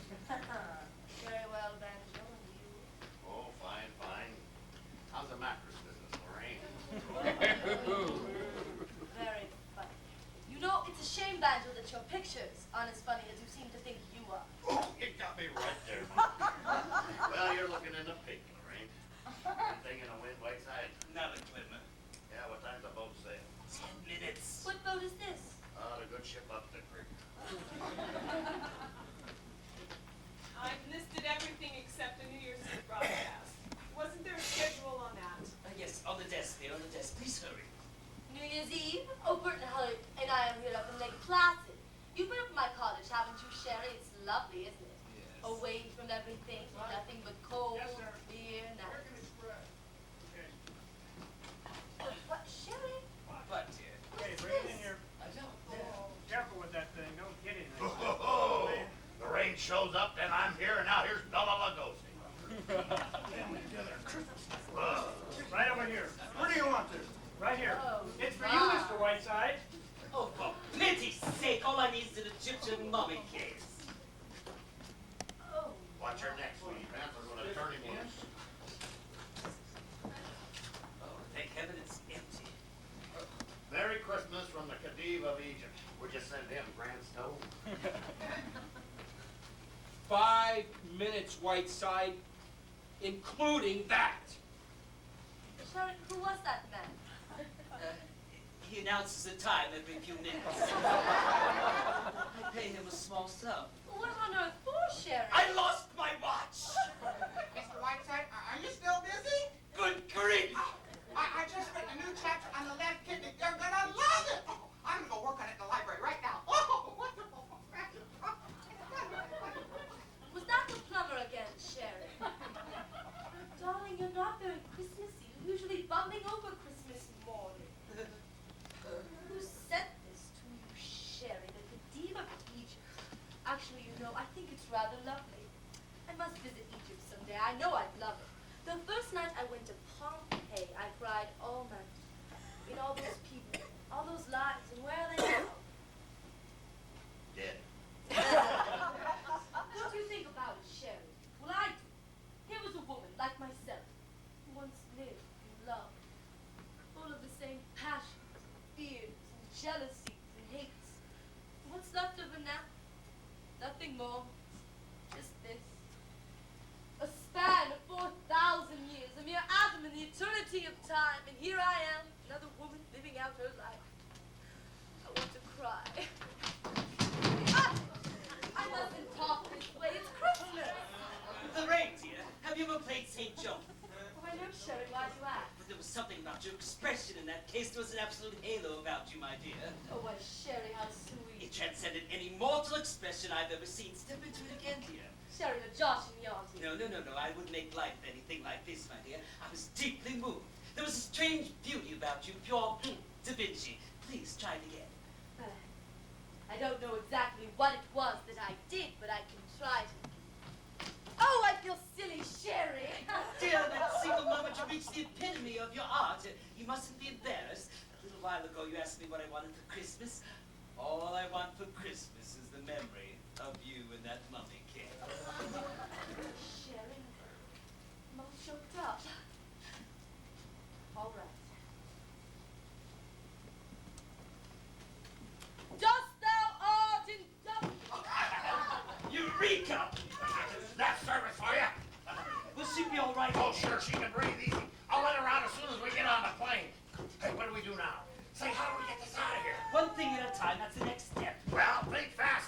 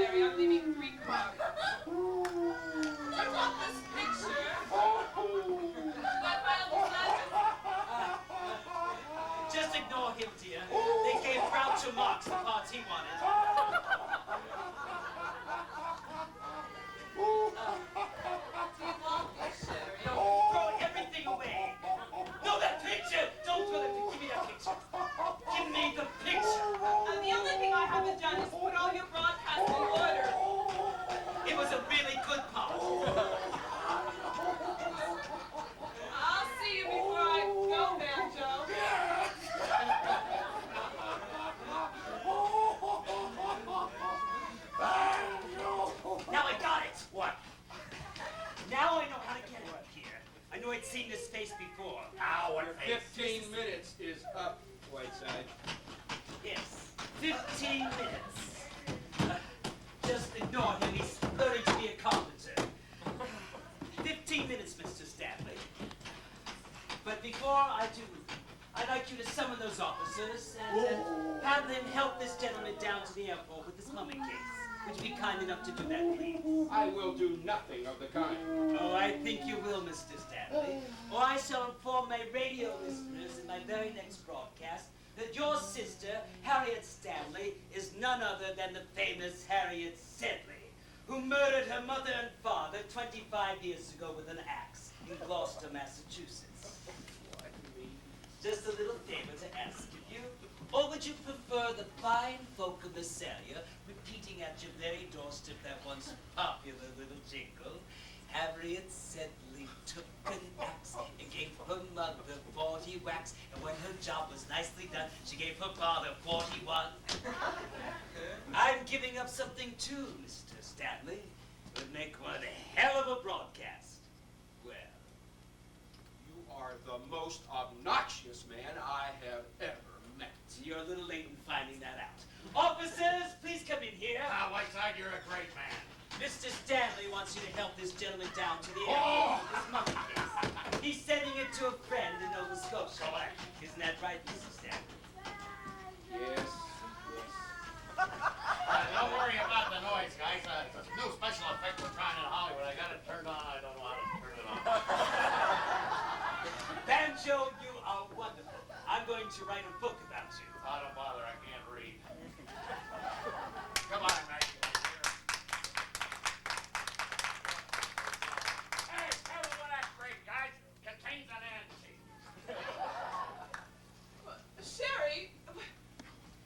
Sherry, was that? Indeed. A little Christmas present for you, my dear. Sherry, you old reprobate. Just send me a necktie sometime. I'm off to New York. My hat and coat, Maggie. Oh, you're leaving, Sherry. Don't argue with me, rat girl. Do as you're told. Yes, Mr. Whiteside. Mr. Whiteside, I want to apologize for say. Don't give it a second thought. There's been a change of plans, Bert. Why, Miss Lorraine is off on a world cruise, and I'm taking a plane to Helen Hayes. Miss Cutler will explain everything. Maggie. Oh, Bert. Thank you, my dear. Mr. Whiteside, are you still busy? Yes, I'm very busy, Dr. Bradley. But if you ever get to New York, try and find me. Oh, yeah. Goodbye, my lamb. I love you very much. Sherry, you're wonderful. Nonsense. Goodbye, Jefferson. You'll never know how much trouble you cause. Goodbye, Mr. Whiteside. Goodbye, Mr. Stanley. I wish to hear in the near future that your daughter has been allowed to marry that young man of hers, and that your son has been permitted to go his own better life. Or else. Merry Christmas, everyone. Goodbye now. Oh, Bert. Hey, for goodness sake, what is all this? Where is he? I didn't know he could walk even.